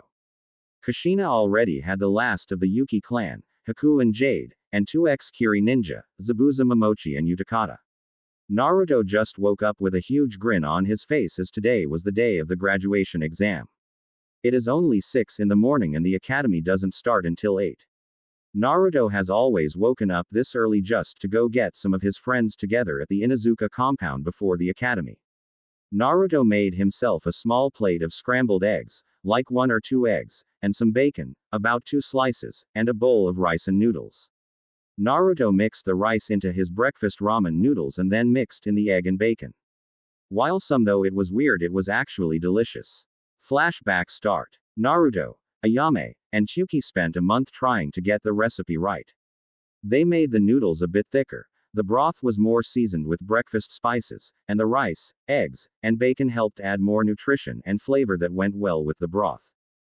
Flashback end. Naruto is now approaching the Yamanaka flower shop, as it was the closest to where he lived, just a few feet away from the Sarutobi compound. Knock, knock, knock. Naruto knocked on the front door and was soon greeted by Ino's mom, Momo Yamanaka. Hi Momo-san, is Ino ready? Naruto asked politely. Hi, Naruto-kun. She will be down in about 10 minutes, come on in and have some tea. Momo said to her daughter's crush, ushering him into the living room. Okay, Thanks Momo-san. Naruto smiled as he walked in and took the offered cup of tea. So Naruto-kun, are you excited for today? Momo asked, passing time as they waited for Ino. Yeah, I can't wait. Oh, and I know something very special about Ino. Naruto said with a grin. What is it, Naruto? Momo asked, her voice etched with curiosity. Well, Tsunade Ba-chan told me that she is coming back today and she will be officially taking Ino as one of her 2 apprentices and they will be working with me and Jiraiya and Shizune and Hinata for missions, training, and backup for other teams. Naruto said, leaving out the part about the Hokage himself confirming all this and that the Sannin made the Hokage agree to it. Really? That's amazing. Momo all but squealed and hugged Naruto tight, making him blush. She let go of him soon after though and Ino arrived after the hug. What's with the squealing, Ka-chan? Ino asked, slightly annoyed. Just a surprise for when you graduate. Momo said with a knowing smile. Oh come on, tell me. Ino begged. Nope, and neither will Naruto-kun. Come on Ino-chan, let's go. Bye Momo-san. Naruto said and dragged Ino out the door towards the Aburame compound, which was the farthest from the other compounds.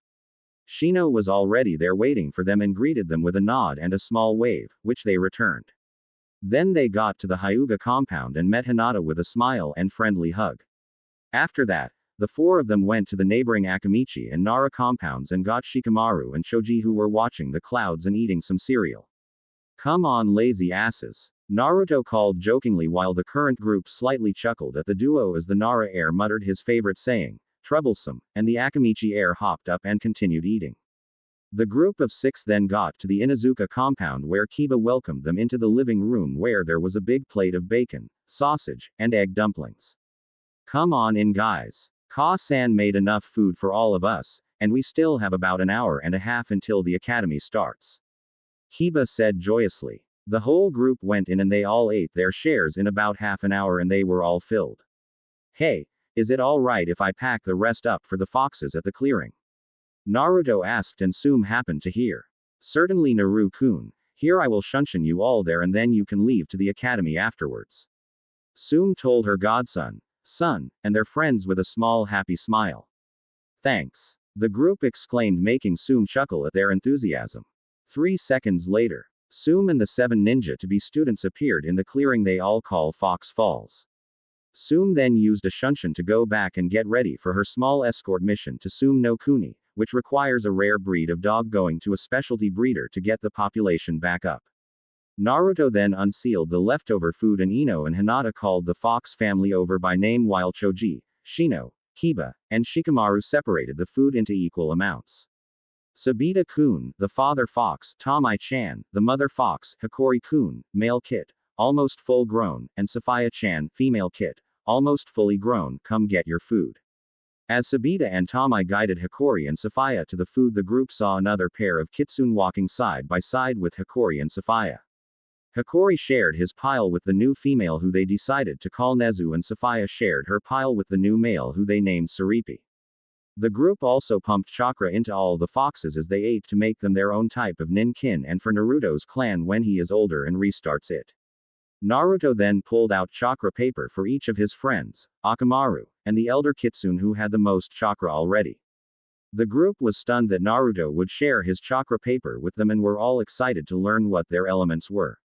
Kiba had Doden chakra, Hinata had Suiden chakra, Ino had Doden chakra with a small affinity to Suiden chakra, Shino had Raiden chakra, Choji had Kaden chakra with a small affinity towards Doden chakra, and Shikamaru had an affinity towards Kaden chakra. They were all amazed at the affinities they respectively had. Then the Ninkin surprised them also. Akamaru had Doden like Kiba and actually had a bit of Kaden from his parents. The elder Kitsune had Doden and Kaden, Sabita, and Suiden and Fuden Tamai. They all decided that they would work on their main affinities at the Inuzuka compound, where they could have easy help, after the academy and whenever they all had a chance. They all also decided to help the elder Kitsune learn some ways of using their chakra to protect their families, and eventually help protect Uzu when they move them there. Of course only Naruto and the Sannin knew that it was going to happen right now. -45 minutes later. Naruto and company arrived at the academy and decided to check on the garden and harvest any herbs to drop off at Shizune's office before class. They were surprised that all their plants had to be harvested, and Shizune was amazed at all the herbs. Naruto, Hinata, and Ino then proceeded to seal away some of the plants, seeds for later use. So are you guys ready for this troublesome exam? Shikamaru sighed. Yeah, but we all want to know something. Naruto, are you going to go all out this year? Everyone said. Yeah, but Shino asked the rest. He was really coming out of his shell with the group. Yeah, I am going to make everyone go crazy. I am also going to make Sasuke and his fangirls complain too. Haha, Naruto said as everyone had a little laugh at his plans. Hey Iruka ni, are you ready for me to blow everyone away? Naruto exclaimed, getting a chuckle from Iruka. Haha, you bet, Naruto. So are you all ready to take the last exam from me? Iruka asked with a small smile. You bet. We are going to surpass you in rank and we will teach you. Hiba called out, making everyone burst out laughing as they walked to their seats in the middle row.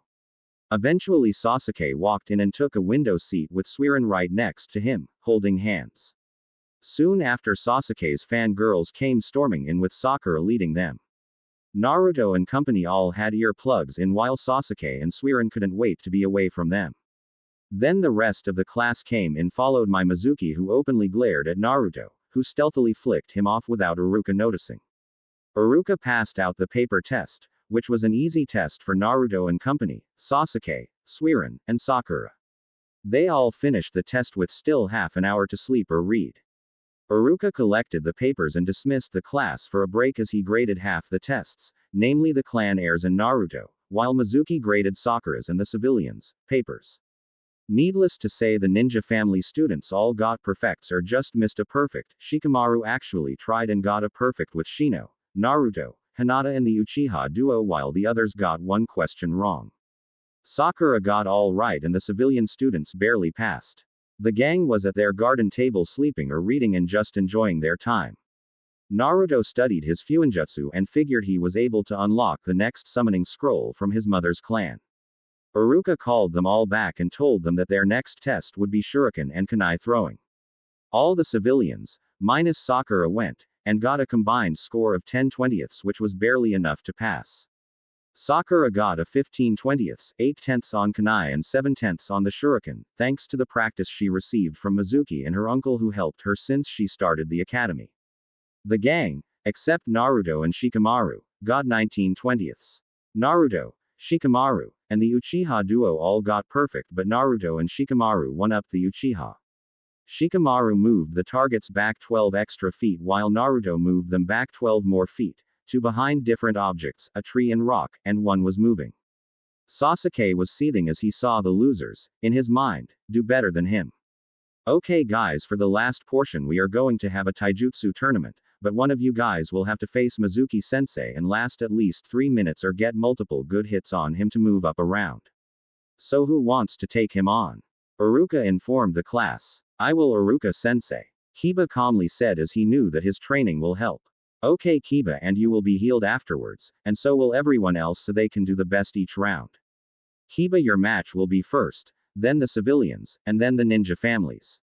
Iruka said. Kiba hopped into the ring with Akamaru by his side, followed by Mizuki who had a smirk on his face. Mizuki got ready and was thinking, well, at least I get to injure the demon's friend before I kill it. Kiba charged forward and threw a smoke bomb to confuse Mizuki. Kiba then dived under Mizuki and kicked him squarely in his manhood.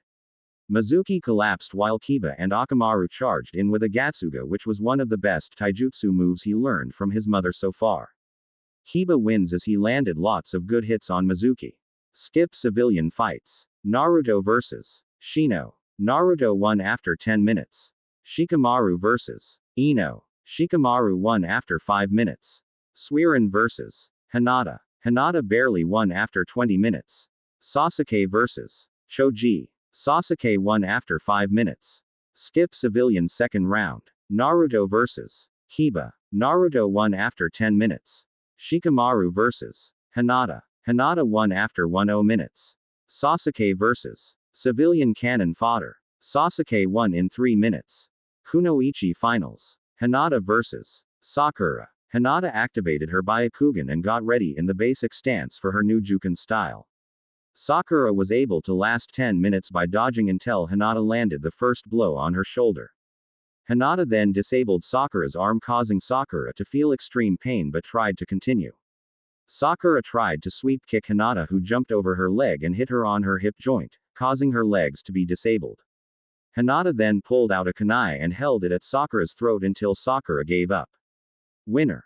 Hinata Hyuga. Shinobi Finals. Naruto Uzumaki vs. Sasuke Uchiha. As they walked to the circle, the fangirls overly cheered for Sasuke while Naruto had some cheers from his group.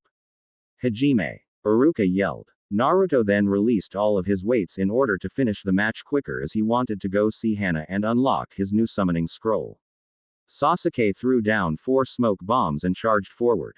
Naruto, however, jumped up into the sky and came down with his arm out to nail Sasuke across his shoulder and temporarily disable it, but couldn't, as Sakura screeched for Sasuke to look out, causing Naruto to cover his sensitive ears from her banshee-killing screams. Sasuke then charges forward and attempts to drop kick Naruto. The kick nails Naruto in his gut but only pushes him back a bit, as Sasuke doesn't have close to the same amount of muscle mass as Naruto does.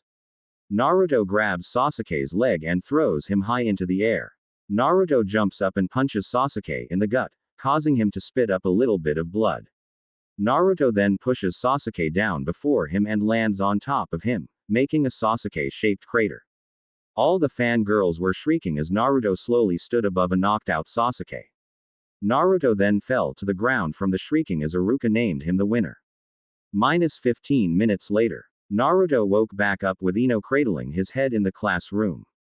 Iruka, noticing Naruto now being awake, decides to move on to the jutsu portion of the test. Okay class, now I need you all to come into the back room one at a time, alphabetically, and perform henge, kawarimi, and abunshin. Okay Shino, you are first. For the next hour the class slowly went through and got the jutsu down. The only ones left are Naruto, and Ino, as Suiran is currently in the back room. Naruto then enters the room as Suiran left. Naruto threw a smoke bomb and walked in with a henge on, looking like Itachi Uchiha. Mizuki fell for it while Iruka was impressed. Itachi-san, what are you doing here? Mizuki questioned, worried that he is coming to arrest him for being a soon-to-be traitor. Iruka couldn't help but chuckle at his company teacher's stupidity.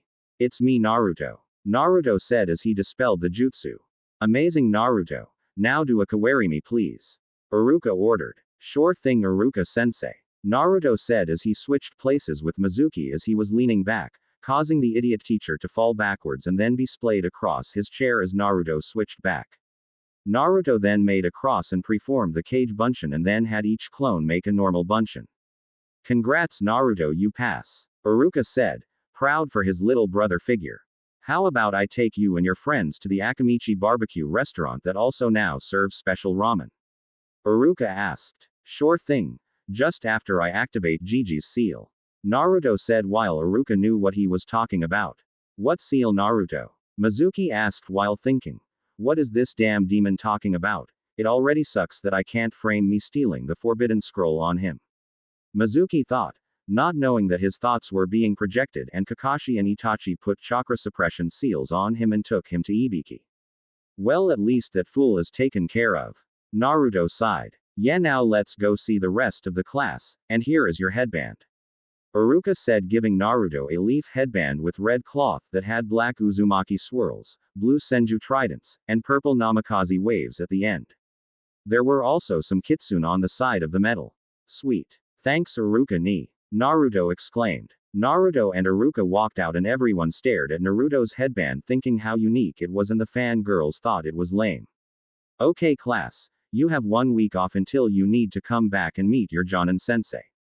I will also announce Shinobi and Kunoichi of the year then also.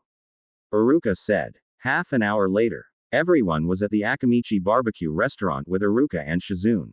Choji, Naruto, and Kiba were having an eating competition, which Naruto and Choji tied and Kiba lost.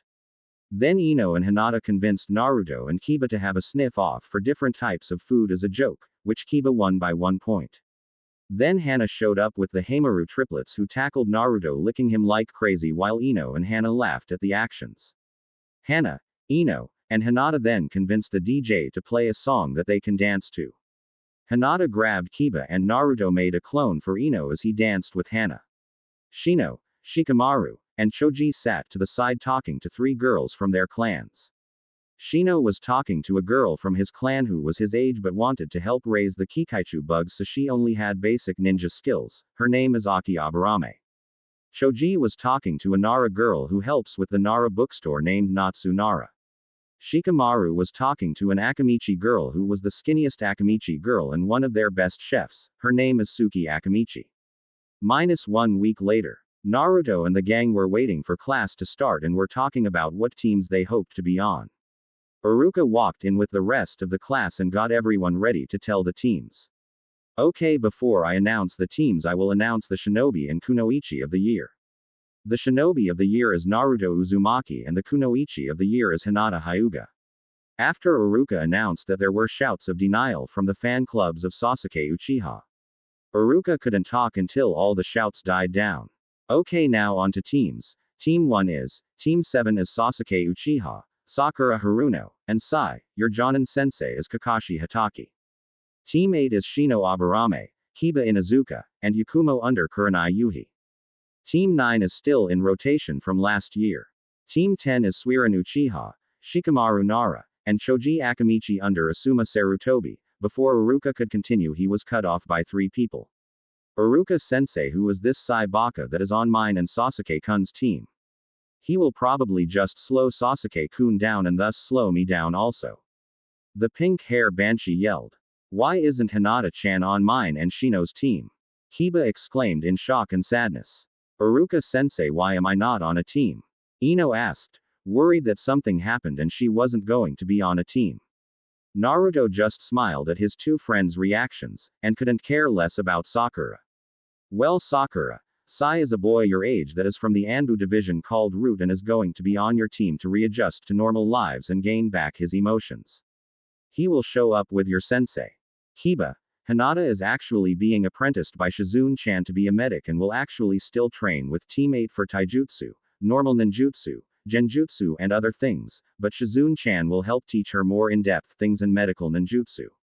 Ino, you are also apprenticed under Tsunade-sama along with Hana Inuzuka, as you two have some of the best potential talent for medical ninjutsu that can leave as Hinata as the Hyuga heiress and she doesn't want to leave the village as often as you two. Naruto, you already know who your teacher is, so why are you here? So I can take Ino-chan to the clearing so we can meet Tsunade-ba-chan and Jiraiya Jiji. Shizune-chan said she would be here when Kurenai-chan gets here. Also Kiba and Shino, I need you to promise me that you will protect Kurenai-chan and Yakumo-ne-chan. Sure thing, Naruto-ni. Kiba said to his best friend and older brother figure while Shino nodded his affirmative and Iruka nodded at the answer to his question. Well, got to go, Naruto exclaimed as he picked up Ino bridal style and used a sweetened Fuden Shunshin. It had streaks of water and wind going through it and he only knows that because of the 2 summoning contracts. -1 second later, Naruto appeared holding Ino bridal style in the clearing. Naruto and Ino were met there by Hana Inuzuka, who had the Heimaru triplets, who gave Naruto a tongue bath and then licked Ino as a welcome. Hey Hana-chan, Naruto said as he got up and kissed Hana's cheek. Hey Naru-kun, Hana said as she kissed Naruto back but on the lips. Hey, while we wait for Ba-chan and Jiji, why don't I try to unlock my next summoning scroll? Naruto offered. Sure Naruto-kun, but while you go through the boring Fuinjutsu stuff, Hana and I will play with the Kitsune and the triplets. Yeah, just call us over when you unlock it. Oh yeah, there are also 3 new Kitsune. All 3 are vixens who I named Kairuki, Tayoko, and Daya. Kairuki and Tsutomu get along really well while Tayoko and Reiza get along really well also. And as you can guess, Daya seems to like Kometo. Hana said while walking over to where her nin-kin were playing with the Kitsune. Ino followed her as they soon started talking about who knows what. Naruto, on the other hand, was concentrating like crazy on the specific seal design needed to unlock the next scroll. After 10 minutes, Naruto finally got it and quickly signed his name while Book and Supai, who were already there from when they fed the Kitsune, summoned their bosses, Gamabunta and Mario Shinjin, to watch the new summoning. Kuchio's no jutsu, Naruto exclaimed. Ra, who the hell summoned me? Bellowed the giant beast through the smoke. When the smoke cleared, Naruto saw a huge midnight black badger with a bright white strip down the middle and a scare on its jaw. I did, Badger-sama, Naruto said calmly. So the Uzumaki do truly live. Haha, what great news. Young Uzumaki, just call me Dayton. Bellowed the now named Dayton. Two things for me to tell you. Since you summoned me, you will get some changes from my clan, and the Gamma and Walrus clans to signify you as our summoner. Second, use a little bit of chakra to find your familiar. Dayton said in a regal tone. Okay, Dayton-sama. Oh, and just call me Naruto, Kuchio's no jutsu.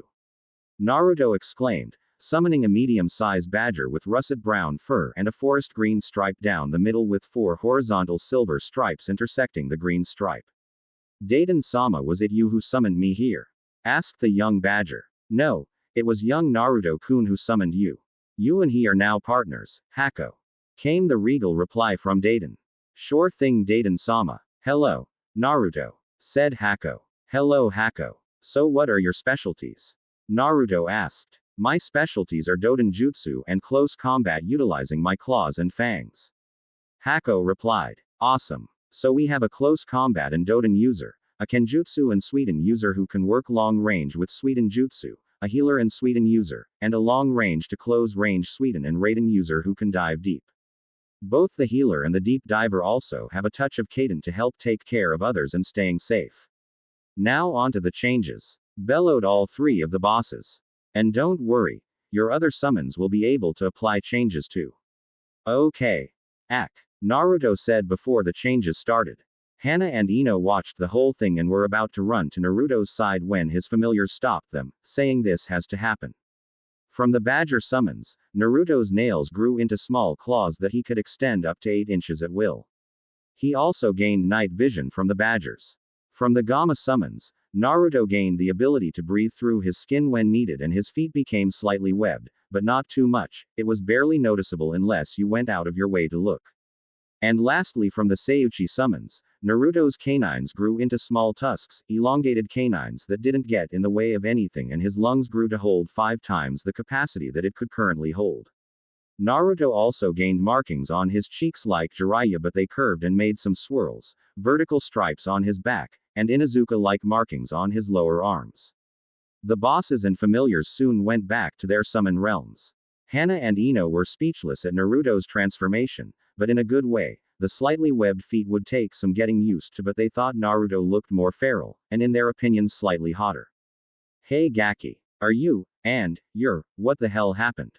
Exclaimed Jiraiya as he looked at his grandson. Well Gigi, I have been welcomed in as a full summoner for all my contracts and they decided to show it too. And it is also a custom in Uzushio that when you signed one of the Uzumaki contracts your body would be slightly modified to suit the special demands that you would need to meet. Naruto said. Well, damn, then I guess it's fine then, it does make you look more feral, and good thing your clothes had growing seals and repairing seals on them to keep up with your changes.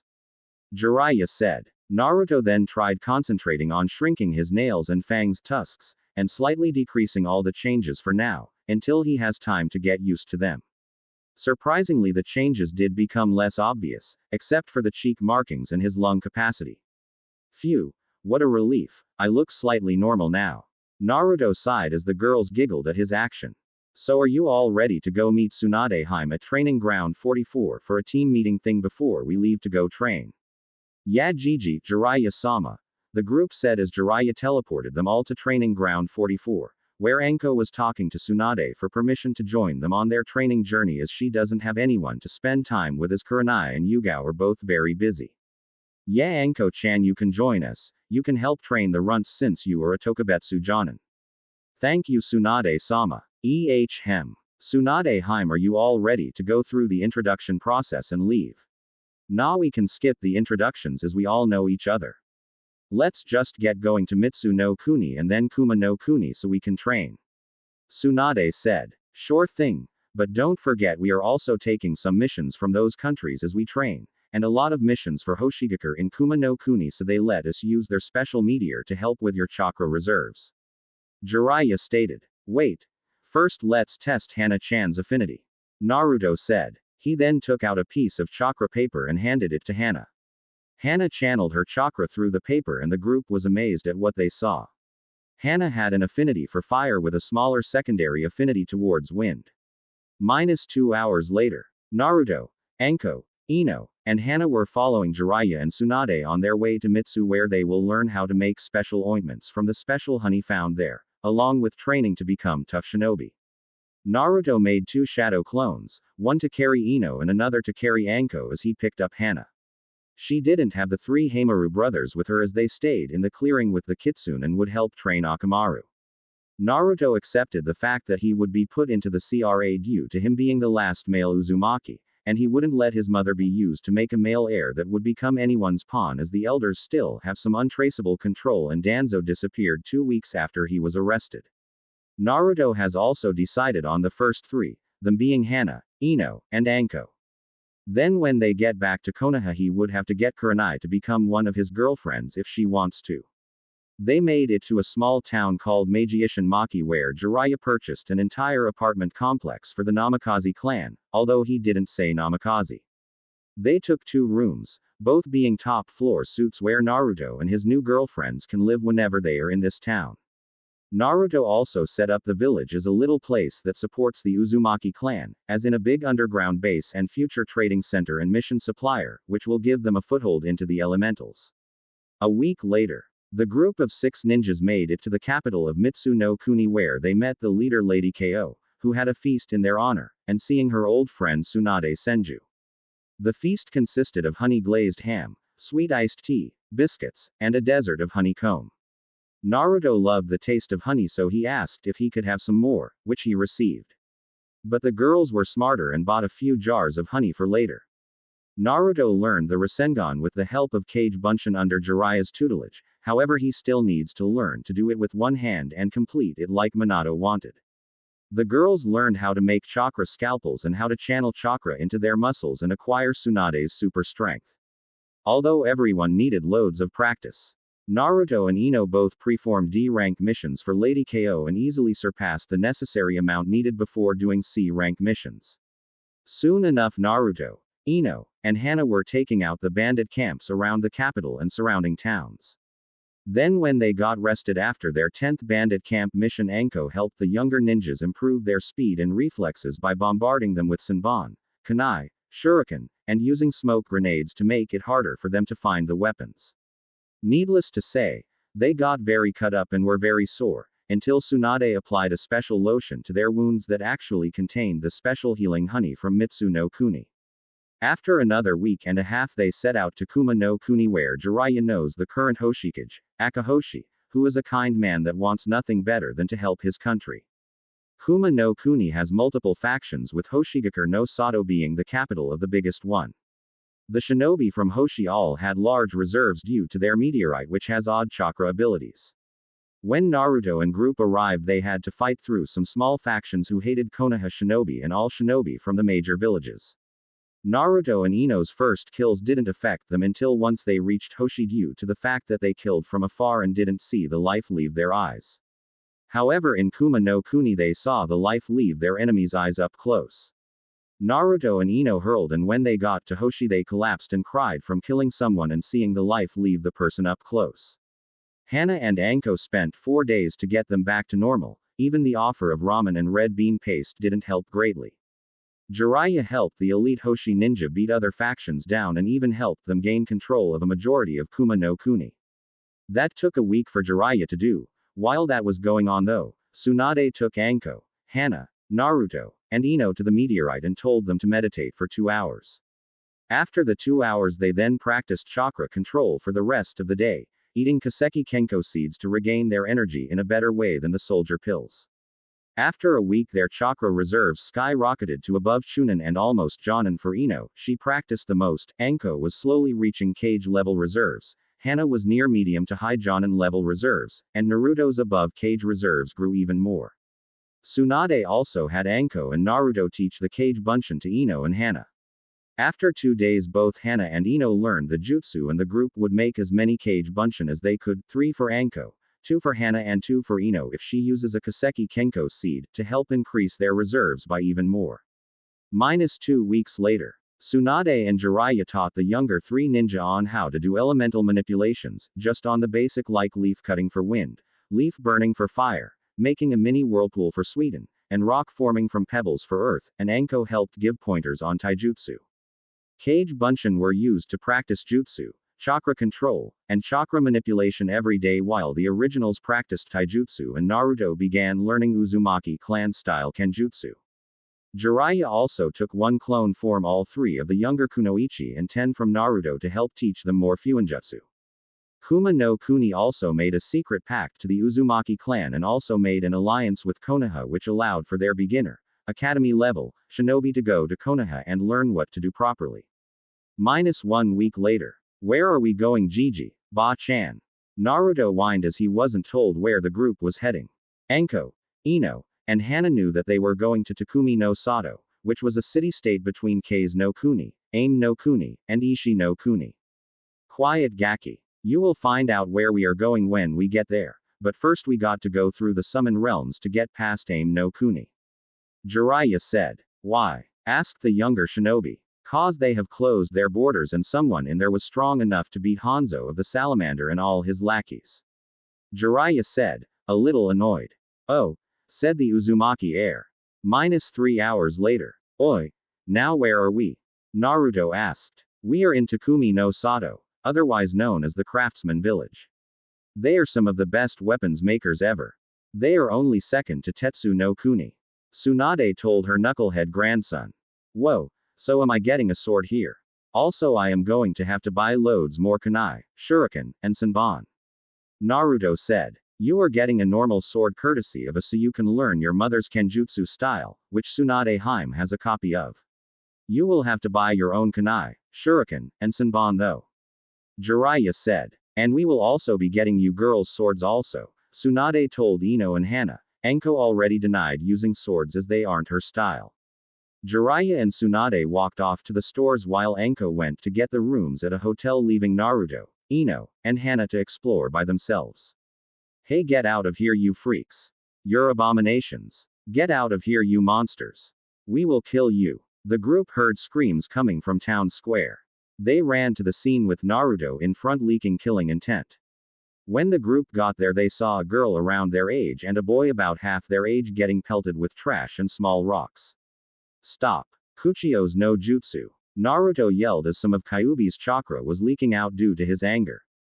Book, Kengo, Tsupai, and Hako popped into the human world and saw what was going on and grew angry like their summoner, brother. Book jumped in front of the kids and cut the trash, stopping it. Hako cut the pebbles to pieces, more like dust, dirt particles. Kengo went to the kids and started to heal them as Tsupai provided water for her to use. Tsupai then made a water whip and struck away anything that Book and Hako missed, along with hitting some of the offenders. The offenders were utterly scared but were not going to show it to some Konoha ninja. What the hell are you doing, Konoha ninja-san? This is village matters. You have no right to interfere. Shouted the leader of the gang, who was tall like Jiraiya and built like the Raikage. The hell I don't. Growled a feral Naruto as he let his changes show and shot out a ball of pure wind at them leader. The leader got the wind knocked out of him and was sent flying a few feet away.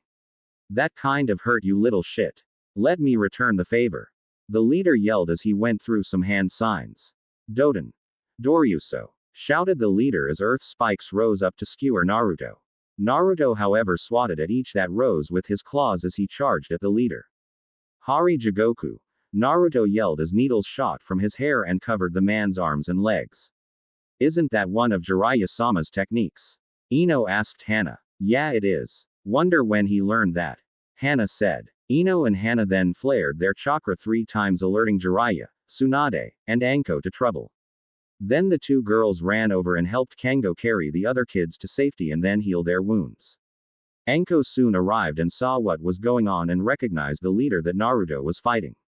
Naruto-kun. Stop fighting. We aren't here for you to fight. Besides, that is a nuke nin from Iwa named Taishin Chitin, also called Gorira no Maguma. He is one of the best Doden and Kaden users around. I don't care. He hurt innocent people for being different. Naruto growled out as he charged Taishin with a spear that Taishin made. What Naruto didn't know was that Anko, Ino, and Hana all cast a genjutsu on Taishin, making him think he won. Too bad he wasn't a genjutsu user. Naruto ran him through with the spear, which was infused with Kyuubi's chakra. What the hell? How did you get me? I thought I killed you. Why y'all little shit? Taishan muttered as his life left him. Anko then walked up and cut his head off and sealed it away so Naruto could get the bounty later. Just then Jiraiya and Tsunade appeared. Jiraiya immediately lunged at Naruto and placed a special seal that suppresses all chakra in a person's body and knocks them out. Naruto fell limp in his grandfather's arms and the spear fell to the ground with a metallic stony thud. The spear changed from earth to an iron titanium mix with lines of garnet and sapphire twirling around it. The most surprising parts though were the fox head on top and that it was hollow and could be used to store anything. Jiraiya sealed it away for later, even though it was really hard to lift. What was going on here? Tsunade demanded. The B-boys saved me and my BR brother F from being attacked by that G gang. Please don't hurt us, the girl said as she was utterly terrified. Don't worry girl, these people won't hurt you, they are with Naruto-kun here and they will understand when you tell them what has happened. Ino-chan, Hana-chan, and Anko-chan you all also tell Jiraiya-sama and Tsunade-sama what happened. Kango said as the other summons were corralling the gang that attacked the kids. Oh okay, the girl went on to tell what happened and what has been happening to her and her brother. When she was done the three kunoichi soon told what happened from their views. Really now? No wonder Naruto-kun was so pissed off, it reminds him of what happened to him on occasions when we couldn't get to him fast enough or when he disappeared at times. Jiraiya said with a downcast look. Anko summoned some snakes and used them to wrap up the gang and apologized to her summons for this, but the snakes blew it off. So what are your names again? Tsunade asked. I am Sango and this is my little brother Kyuzo.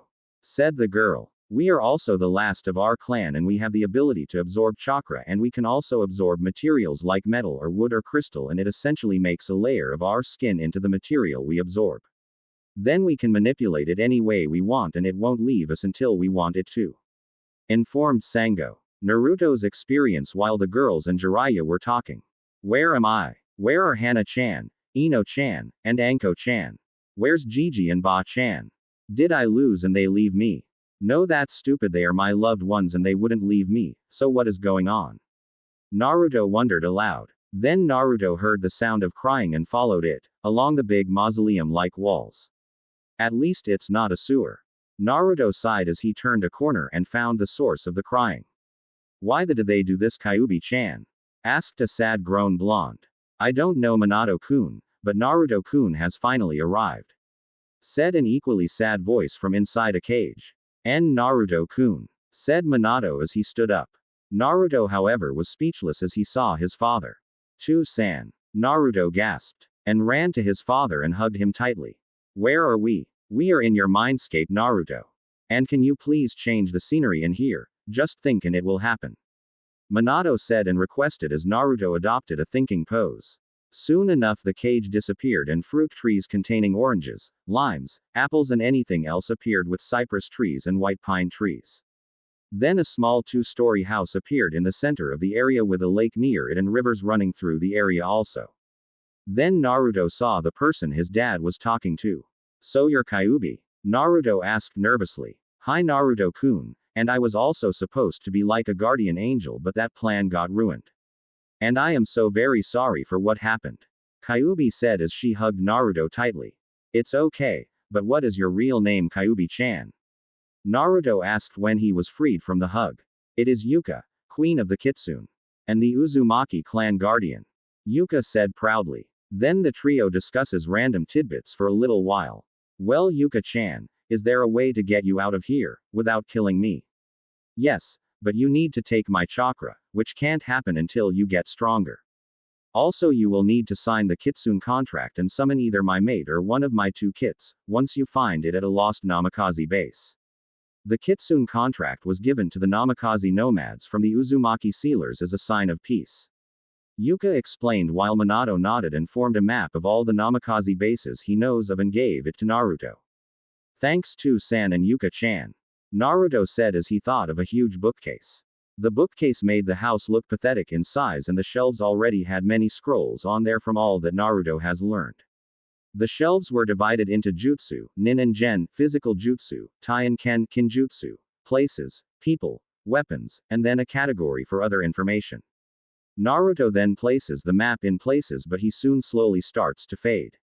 What's going on? Naruto questioned worriedly. You are just waking up, Naruto-kun. Minato said calmly as he hugged his son goodbye and discreetly put all his knowledge on the bookshelves for later. In the real world. Yana. Man, I am so stiff. Where am I? Naruto wondered aloud. Oi. You're finally up, Gaki. Anko said as Naruto slowly sat up from her lap. What happened? You went. Feral. Anko said. Oh. I used Yuka-chan's chakra. I meant what knocked me out. Naruto said as Anko looked confused. Who's this? Yuka-chan. You speak of. And Jiraiya-sama knocked you out. Anko said and asked. Oh. Okay. And Yuka-chan is the real name of Kyuubi, and she is really nice. My 2-san was there also. Where were you? In my mindscape. So you have reached that level already, Naruto-kun. Jiraiya asked from the door with everyone else behind him. I guess so, Gigi haha. Naruto said. Half a week later, Naruto got down the basics to the Uzumaki Kenjutsu style and even started making his own style for his staff, which is actually very light for him. Naruto even got Ino to sign the slug contract that Tsunade has in his Seiuchi contract. Ino didn't get a familiar from either, but she is allowed to summon any of the summons, and both provide many Suiten and Doten users for her to pair up with to make her attacks stronger and helped her in her healing and fighting. Naruto even got Hana to sign a contract, the Badger contract, which made her a little more feral looking with longer nails and sharper teeth, but they also provided a good way to help her with healing. The Badgers also promised to let her sign the Wolf contract if she finds it. The group, with Sango and Kyuzo, were on their way to Suna to help train in wind manipulation and earth manipulation. Sango wasn't going to be a ninja but decided to train under Tsunade to learn how to heal along with being an expert craftswoman. Kyuzo decided he wanted to be a ninja, so the whole group helped to train him on the basics along with being a novice craftsman. Once the group reached Suna, they were greeted by the Kazekage and his 3 children, one of whom Jiraiya already knows because he helped fix his seal. Gaara-kun, how ya doing, you little squirt? Jiraiya said like the big goofball he is. I'm doing good, Jiraiya-sama. Gaara said in a calm voice. So Jiraiya-san, the blonde one is your apprentice? Asked the Yondiame Kazekage. Yeah, he is, and the Inuzuka and Yamanaka are Tsunade Heims students. Jiraiya told the man. The two start talking and soon all the younger people are gone and they still don't notice. With Naruto and the others. So, I am Naruto Uzumaki, this is Ino Yamanaka, Hana Inuzuka, and Anko Mitarashi. Then these two are Sango and Kyuzo. Naruto said smiling. I am Gaara no Sabaku and these are my siblings Temari and Kankuro. Nice to meet you. I am also the container of the Kyuubi. What about you, Gaara? Ikibi or Shukaku? Awesome. So does yours give you any cool powers? I get amazing stealth and stamina. I am also going to get some kind of kitsune tricks when I am older. Yeah, I get control of the sand. Gaara then makes sand puppets that dance around before they collapse back into the ground. Cool. -3 hours later. Naruto was being given a tour by Temari with Hana and Ino while Sango was talking to Gaara, and Kyuzo was being taught how to use puppetry by Kankuro as the craftsman duo decided to stay in Suna and were adopted into the Uzumaki clan officially. So Temari-chan, how is life here with all this sand? Naruto asked. It is rather dull in all honesty. I wish I could live somewhere cooler though, and with lots of water. Well, we could go to a summon realm for a bit, if it is okay with your 2-san. Naruto said. Really? Temari screamed with joy. Yeah, you know what? Let's just go. Naruto said. Kuchio's no jutsu. Kango-chan, can you take the 4 of us to the Gamma realm? Sure thing, Naruto-kun. Kango said as all 5 of them disappeared and went to the Gamma realm. Split second later. Whoa, where are we? This place is beautiful. Temari asked in astonishment. This is the Gamma realm, called Mount Myoboku, where the entire Toad Summons race lives. Come on, we are gonna go to the Misty Falls to go swimming. Kango-chan, are you all at the swimming hole? Naruto said and asked. Yeah, Naruto-kun, so let's get going. Kango called out as she sped away towards the falls. Naruto created 2 clones, one for Ino and one for Hana, while he personally carried Temari. All 3 had blushes, but Ino's was less than Temari's and Hana's was less than Ino's. Naruto leapt tree to tree at an alarming rate, even though more than half of his gravity and resistance seals were still active. In a matter of minutes, the group of 4 reached the misty falls where Kango, Book, Gamakichi, Gamatatsu, and Gamamusha were swimming with a few other toads that the group hasn't met before. Time skip 3 hours. Where the hell is my daughter? The cage worriedly thought aloud as he paced his office. Relax, Ian-kun.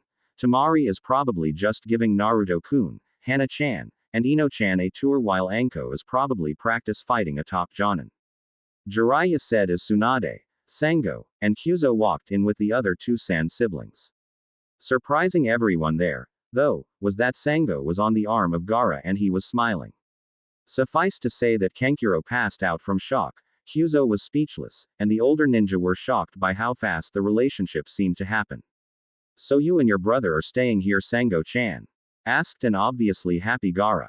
Hi, Gaara-kun, also can we go to the hot springs later? I really want to go somewhere nice and relaxing. Sure thing, my Tenshi no Kyushu. Gaara smiled, again, which nearly gave his dad a heart attack. Just then Naruto appeared with a tired Tamari on his back, Ino in his arms and Hana with her arm looped around his. What did you do to my daughter? Questioned a furious Ian. I took her swimming at Misty Falls in Mount Myoboku. Naruto said quietly as he laid Ino down on the tan sofa lining the wall before putting Tamari down next to her. Why would you take her there without asking me, her too, and cage? Ian questioned again, still pretty furious. Because she said she wanted to be somewhere new where there wasn't as much sand. I was going to ask you, but she got really excited, so I just decided to not keep her waiting. Naruto said calmly. Okay, but if I find out you did anything to her, you will be dead meat. Whoa, hold on. Why the hell would I do anything bad to her? Do you know what my life was like? No, I would never harm an innocent person, a friend, comrade, or a beautiful ally, kunoichi. I despise all the people who harm innocents, children, women, and people who are just trying to help others. Naruto exploded. He just couldn't take the thought of someone thinking he would stoop so low. Tsunade quickly sent Naruto to dreamland, well, more like his mindscape, and Naruto spent the rest of the night talking to Yuka and Minato. Sorry about that, Ian-kun, but Naruto has had the roughest life out of all the Jinchuriki, even with people there for him. Jiraiya said solemnly. Oh, I am so sorry, Jiraiya-sama. Said a truly sorry cage. You should be too, San. I got him to tell me his life story, and instead of crying when he talked, I cried and he comforted me. Then we played in the water for as long as we could until I passed out along with Ino. Tamari explained with a harsh tone towards her father, who couldn't help but grimace at how she talked to him. -2 weeks later. Bye, Naru-kun. Exclaimed Tamari as she hugged the blonde-haired Jinchuriki tightly while both blushed. Soon enough Hana, Ino, and Anko joined in, and it was a big group hug. Tamari, working up the courage, kissed Naruto on the lips quickly before turning beet red and running back to her family's house. Naruto stood there stunned as he couldn't contemplate her kissing him. Soon enough everyone was teasing him, and Hana jokingly said something about Naruto finding vixens throughout the elementals, making him blush even more. Naruto shook Gaara's, Kankuro's, Kyuzo's, and the cage's hands while giving Sango a small hug goodbye. Everyone else shook hands and soon left to go back to Konoha to get more missions and for Naruto to receive his bounty. It has been 2 weeks since Naruto and the group returned from their trip. Naruto and Ino worked with Hinata now as Hana went back to her Chunin team so they could do missions together. Hana also became a field-promoted Jonin due to her killing of a high Jonin level ninja on one of her team's missions. Naruto, Ino, and Hinata have been doing run-of-the-mill D ranks, with Naruto and Ino doing some C ranks. Currently they are doing something akin to an A- rank or S rank. They were going to get Hinata to have her first kill, along with Anko's help of course. Now Hinata has no clue what they are planning, so she is not nervous at the moment. They were currently walking to the T&I headquarters where Anko was waiting with Ibiki. Come on Hinata Imoto, Naruto said as he was slightly impatient. Calm down Naru-kun. Ino scolded her boyfriend as she walked slowly with Hinata. So Hinata-chan, are you and Kiba a couple yet? Ino asked, trying to get some juicy gossip and some dirt on the two as they are almost always together. I don't know what you are talking about. Hinata tried to say calmly, but her nervousness showed through twice.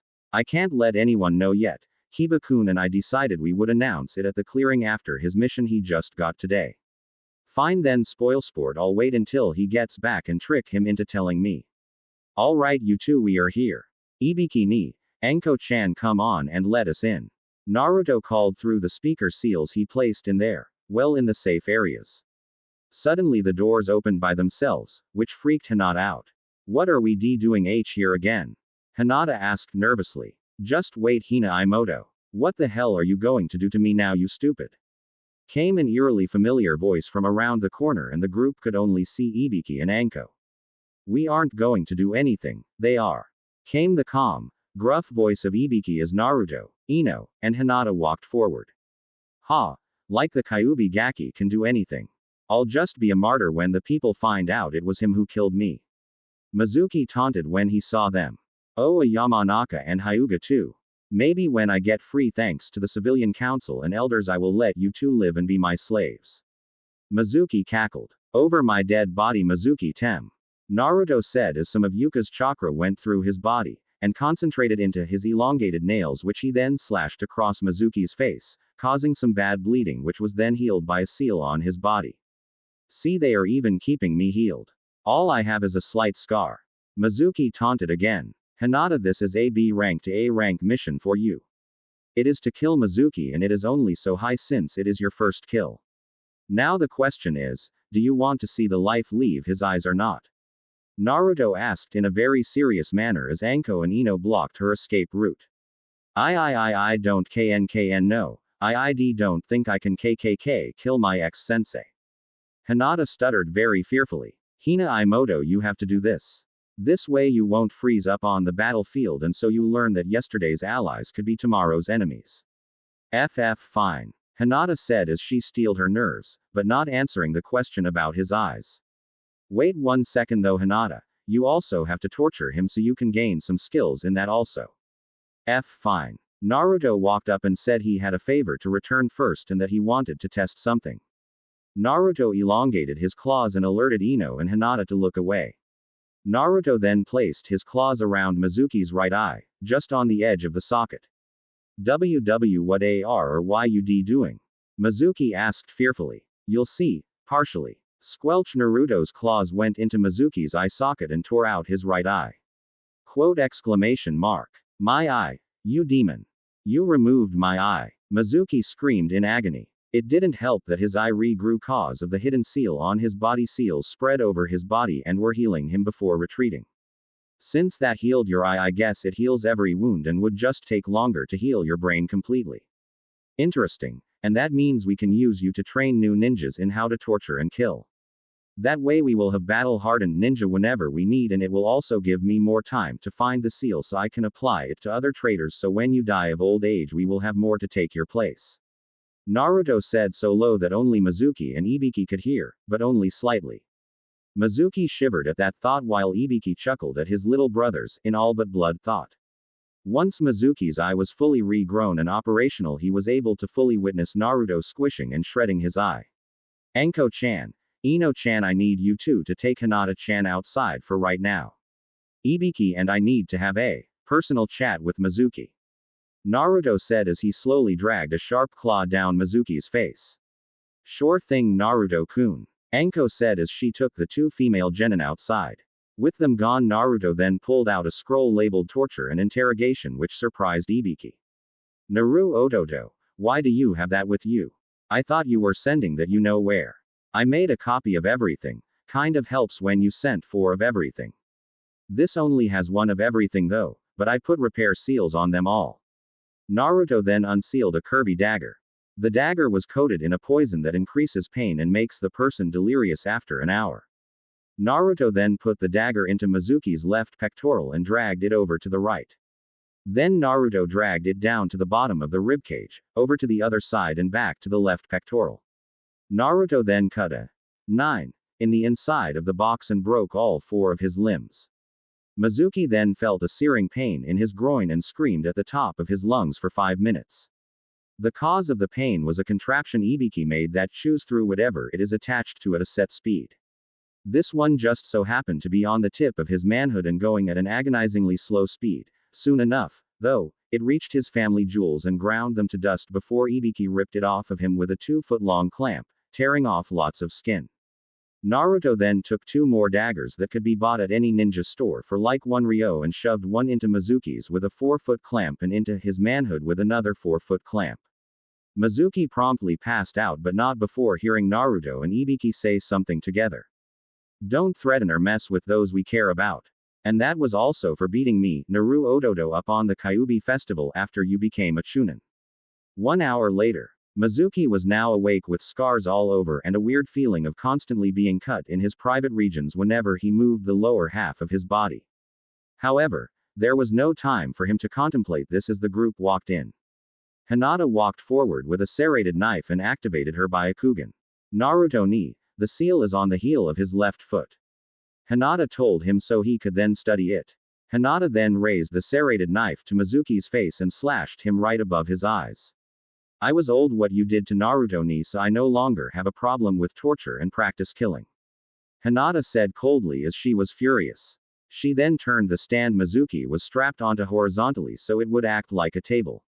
If your organs regrow, we could use you for organ harvesting also and save many lives, just not your heart right now. Hinata said in an emotionless, calculative, and scientific voice. Hinata then pushed the knife into the skin at the base of the ribcage and cut him open slowly. Hinata then took out a special scroll that instantly absorbs any organs placed on it. Hinata then proceeded to remove the stomach, which regrew in half a minute.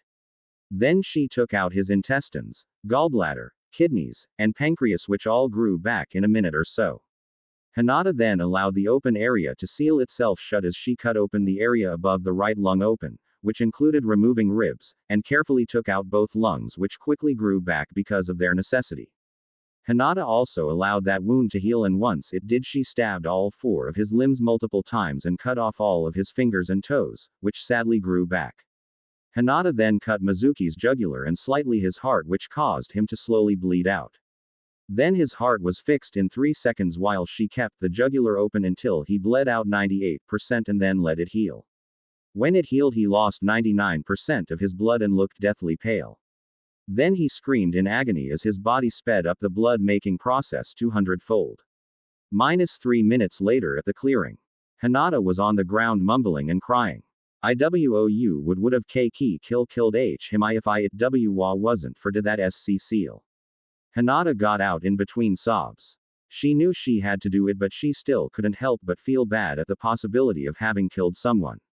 Naruto and Ino were both comforting her and brought her huge plates of cinnamon rolls that Naruto had sealed away for when this happened.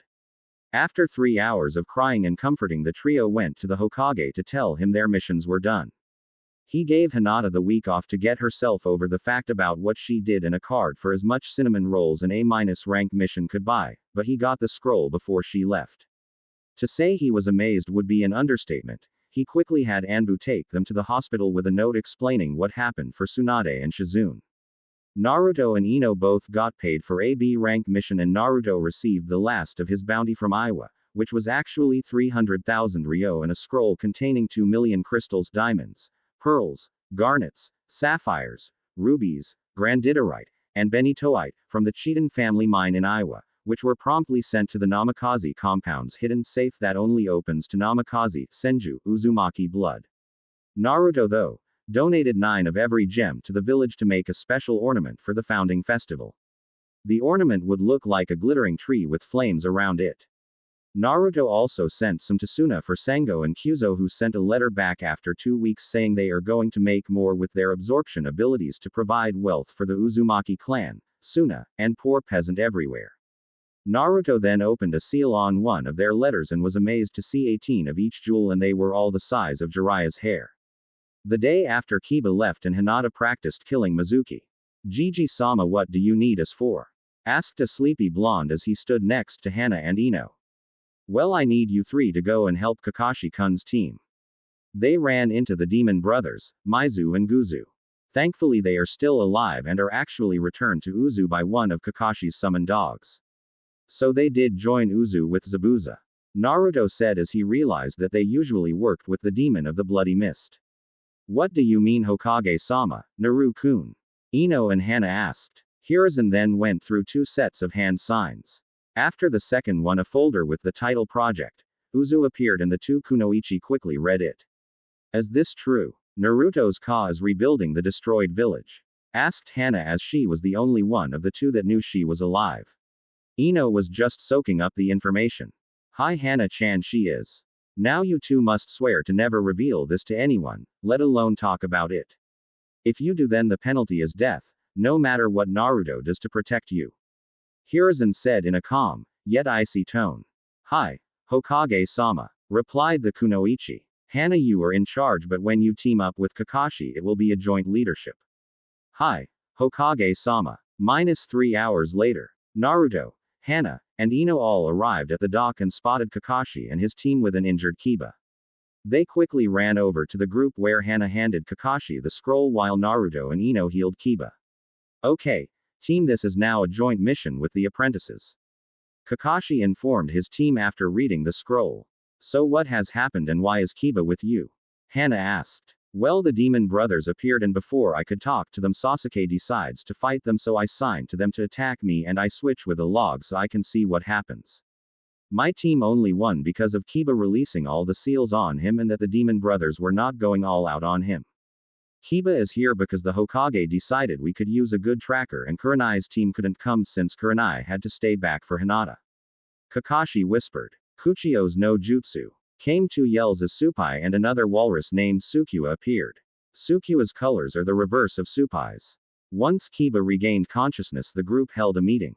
Okay, before anyone says anything, Hana-san and I are in charge. First off, we are going to need one group to go ahead of the rest and the rest goes on a boat. Secondly, be ready because we will most likely run into some Nuke Nin and common gang members. Kakashi told the group. Dobi, give me the walrus since we need the strongest to go ahead. Kakashi can take Ino's too. That way the strongest 2 are in the front and we will have a better chance. Yeah, you heard him, Naruto Baka. Sakura yelled, only to fall limp as Ino hit her in a pressure point. Well, Tem, since you put it so very nicely, hell no. They are not tools, they are partners from my clan's personal summons. They will never accept you and I will never let you use them. Naruto said as he leaked some killer intent and let his canines grow and his claws extend slightly. If they're your clan's personal summons, then your clan must have been lame. After all, you are the last one and no one cares for the Uzumaki like they do Uchiha. Sasuke said smugly as he quickly pushed past Naruto and went to touch Supai. Supai then spat out an acidic water ball which enveloped the Uchiha's hand, causing him to scream in pain. Naruto and Ino walked over to the water's edge and hopped on the backs of their respective walrus and went ahead of the group. Sai just watched everything unfold, not really caring what happens. Kiba on the other hand kicked Sasuke in the side as he walked to the boat with their client, Tazuna. Kakashi and Hana saw the whole thing but didn't care and Hana cast a genjutsu onto the Uchiha to knock him out and then drag him onto the boat. -2 hours later. Naruto and Ino arrived on the shore of Nami no Kuni and were slightly surprised when the demon brothers arrived before them and bowed to Naruto. Naruto-sama, we are here to inform you of what is going on as Zabuza-sama and Haku-kun and Jade-chan are hiding up ahead. You see, we are on a double-cross mission.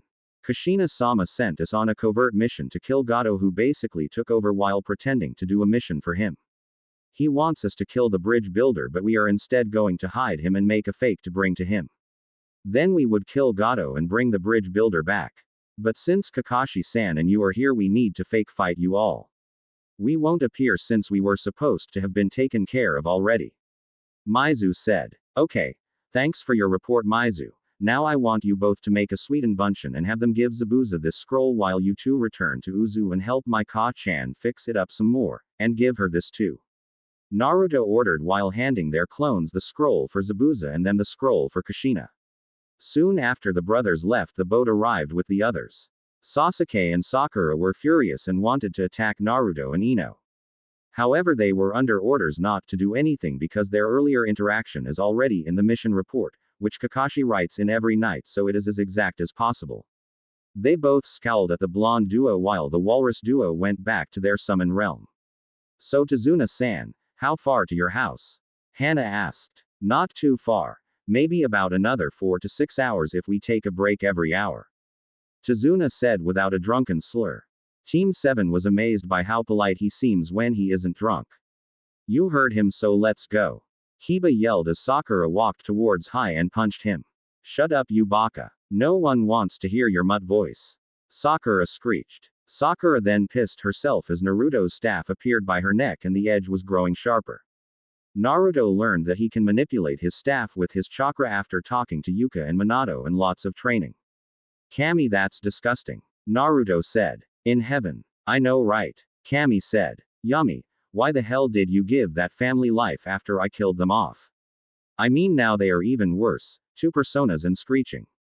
And thank me that the family I blessed will live on with Shinigami Ne-chan and Susanoo-kun's family. Kami yelled at her brother and thought to herself. I didn't know that would happen. I also didn't know the damn idiot would encourage inbreeding in his family. Damn, I regret forming that damn family. Thankfully they should all die out in the next century, otherwise I have to go to Earth and live a mortal life. The other family will still live with that damn CRA and both the good and bad side will live. Shit. This will suck. Yami said as he sat in the corner upset. At least our heir is doing perfectly fine. Now if only we could tell him to kill that banshee. Shinigami said to her spouse, Susanoo, who nodded in agreement. Back on Earth. The Uchiha family, Haruno family, and Naruto all sneezed. Back to the mission. Tazuna was walking towards his house with Sasuke to his right, Sakura and Sai to his left, Kiba and Naruto in the front, Ino beside him, and Kakashi and Hana behind him. How much longer, Tazuna-san? Ino asked. A few more minutes, I believe. Tazuna said, perfectly sober from Ino destroying all his sake that he tries to drink. Okay, good. I was getting bored from this, and now Naruto-kun, Hana-chan, and I can help the people of Nami. Ino said with a small smile as she thought about helping lots of people. Yeah. I just hope my get down now. Naruto said, only to interrupt himself as a huge sword was sent flying at them. Everyone dived for the ground and the sword slammed into a tree and embedded itself extremely deep into the tree. It nearly cut it in half, and soon after Zabuza appeared on the handle. Well, Sharingan Kakashi, they sent you. Did Konoha know I would be here or something? And you have a Genin squad and an experienced Chunin almost Jonin. Guess they didn't know and I got lucky. Zabuza said while on the blade with his arms crossed. Who would have guessed the Demon Brothers boss would actually be on a mission with them? Damn, I don't want to reveal my Sharingan yet, but fine. Kakashi said in a bored tone, finally putting his book away.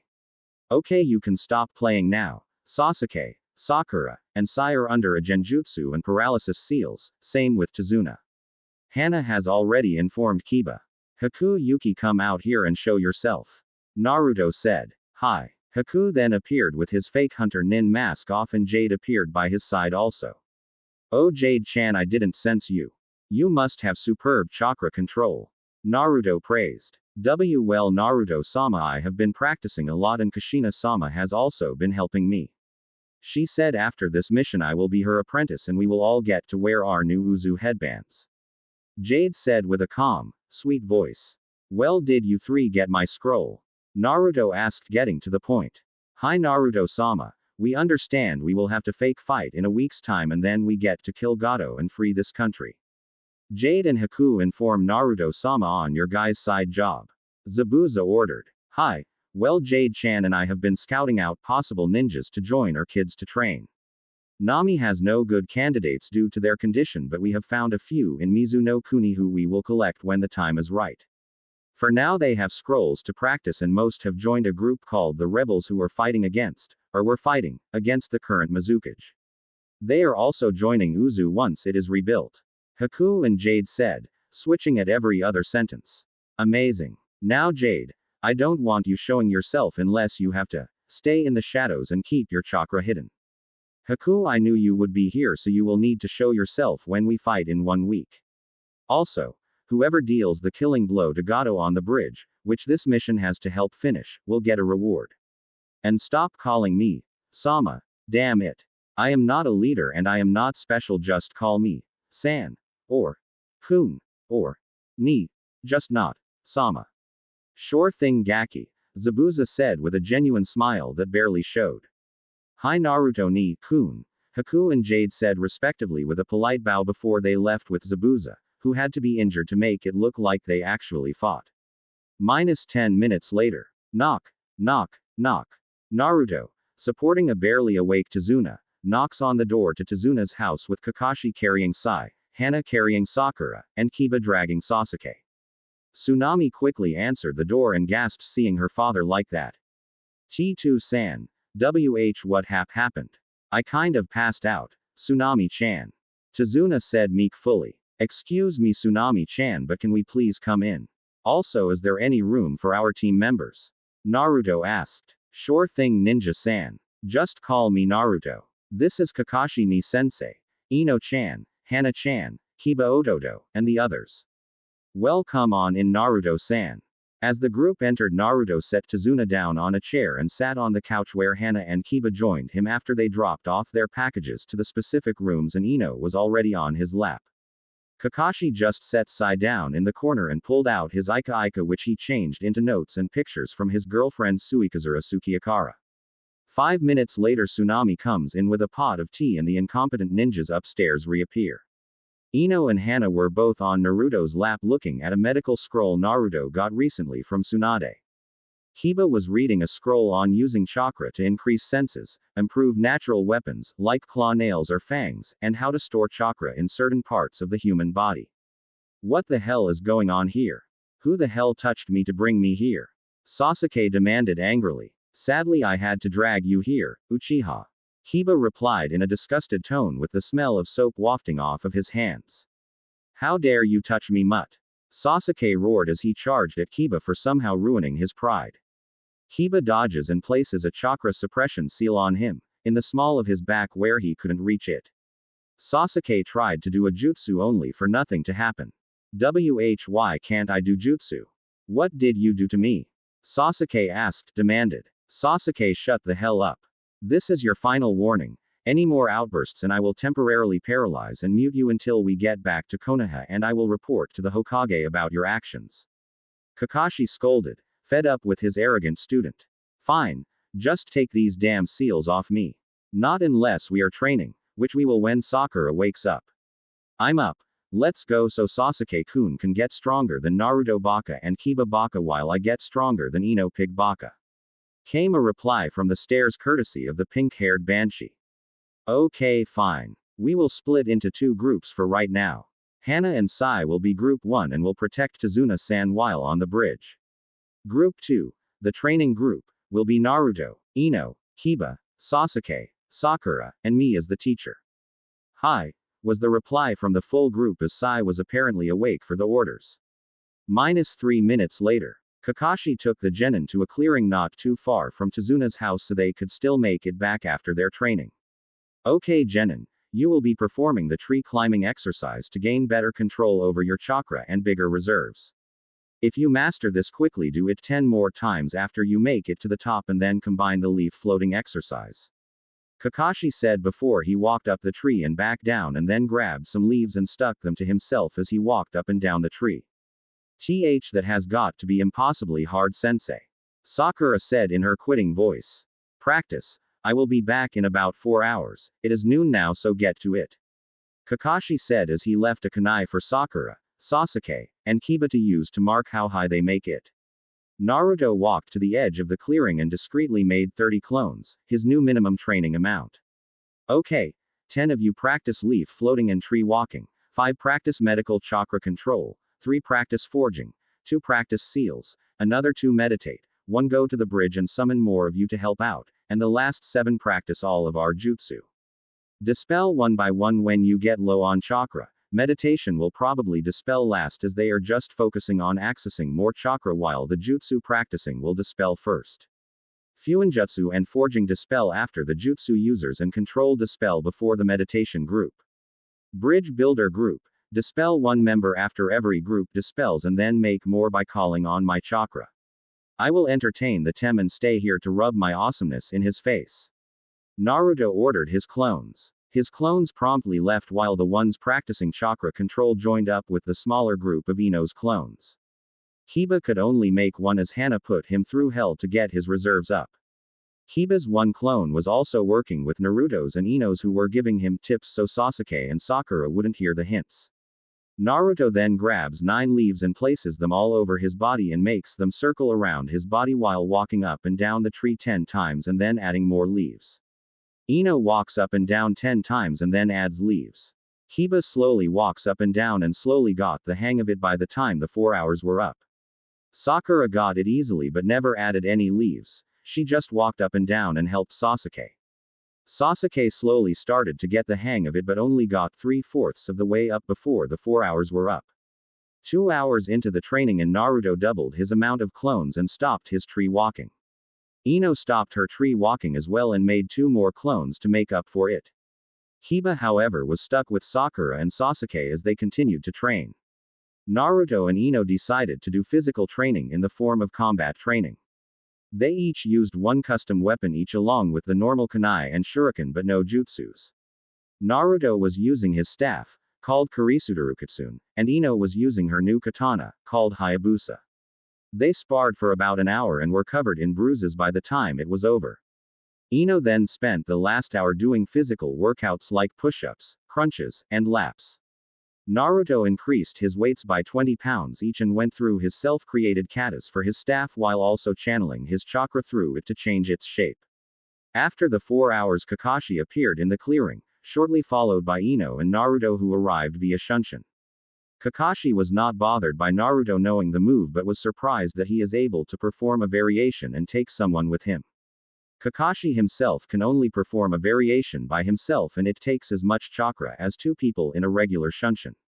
So my little Ododo is almost a man and making 2 young ladies women, huh? Kakashi asked with an eye smile that reeked of perverseness. Ino just blushed while on the bridge Hana sneezed and felt a strange urge to kick a Cyclops in the balls. Naruto, on the other hand, had a slightly different reaction. Shish, shut the hell up, Kakashi ni. Shouldn't you be more concerned with getting back to your girlfriend? Naruto yelled and then asked with a knowing smirk, all the while he had some tissue in his nose from the thought of being with 2 women whom he loved.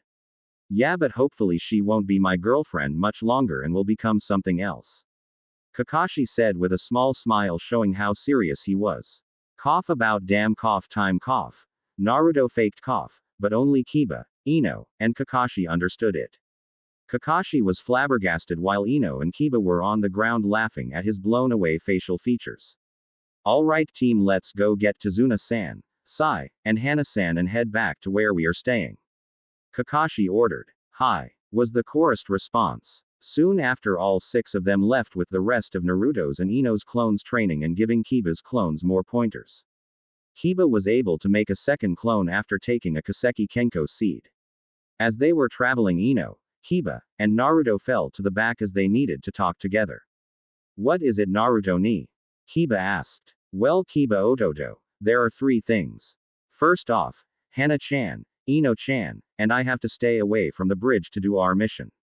Secondly, I might have found a way to make you more powerful. It is a special variation of the Kaseki Kenko bean which actually contains a special metal that will mold onto your bones, Idon, Tion Wolverine or Marvel or X-Men.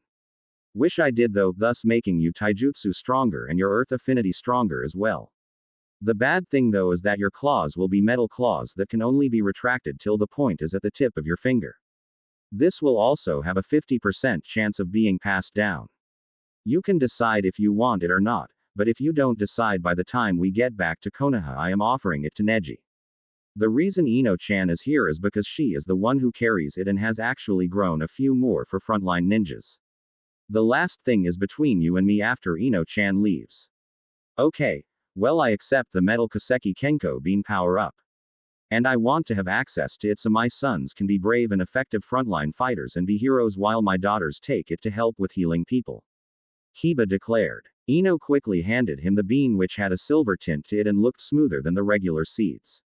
Then she sped up to Kakashi and handed him a seed in a note saying, just in case. I'm gonna eat it tonight so I can adjust while asleep, Ni-san. So what do y'all want to talk about? Well, Ododo, I needed to tell you that, well, Hana-chan and I are, going to be married, mated. What? And you didn't talk to me. Kiba exclaimed while up ahead Kakashi and Ino shared a laugh while Hana giggled on the bridge. Shut it Mud Ododo. Naruto scolded, which immediately got Kiba to be quiet. Hana-chan and I just found out that it happened at my party before you could talk or even walk. Soon Kyo marked us and Ka-san and her set up a contract the next day. We found out during our training and this was the only chance I had to tell you. Hana-chan is gonna talk to you too, so be careful with what ya say. Naruto said before he jumped away. -2 minutes later. The training team arrived on the bridge to gather up the bridge builder and their comrades and is welcomed to the sight of a few workers and a group of 5 quitting. Sorry Tazuna, but we can't let our families become targets. We truly are sorry, said the leader of the small group. Meanwhile Tazuna gives a small smile. It's okay Gaki, you need to take care of your precious people. I understand, besides I am not a super bridge builder for nothing. Tazuna said sincerely. Hey Tazuna Gigi, I will help, just give me a second. Naruto yelled as he ate a Kaseki Kenko seed and made 300 clones that have enough chakra to last 5 hours, much to the shock of Tazuna. Okay, make as many groups needed after Tazuna Gigi gives the instructions. Okay, I want 1/5 of you guys to bring materials to the bridge, close to the workers. 3/5 of you are to help build the bridge, learn from the ones currently building it. The last 1/5 I want to replace anyone that leaves and keep an eye out for any of Gato's men. Tazuna ordered when he got over his shock. Once the clones got into their groups, the original left with the others to go back to Tazuna's house for lunch. After lunch everyone trained while Kakashi, Hana, and Naruto left a Kage Bunshin to keep an eye on the house. Time skip through rest of mission, follows canon, but Zabuza and Haku live and go back to Uzu, revealing their Uzu headbands and said, the guilty will pay, before disappearing. Alright, by Tazuna Gigi, Tsunami-chan, and Inari Ododo. Naruto and Kiba called while the others waved goodbye. So Gigi, what are we going to call the bridge? Inari asked. How about the Great Uzumaki Bridge? The gate here in Nami will be called the Inazuka Gate and the Konoha Gate will be called the Hitaki Gate, while these flowers lining the rails will be called the Yamanaka Violet. Tazuna announced while the whole village accepted the ideas and had a festival to celebrate the new freedom, and they also chose Tazuna as the real daimyo of Nami no Kuni as long as his family, most importantly heirs, work with the people and work for peace. -2 days later. Naruto and the group arrive back home where they immediately go to the Hokage to report what has happened. When their meeting ended, Sasuke and Sakura received 1/3 pay and their extra money was sent to Nami no Kuni, while Naruto sent all of his money to Nami no Kuni, and so did Ino, Hana, and Kiba. Kakashi sent half to Nami and the other half to Uzu no Kuni.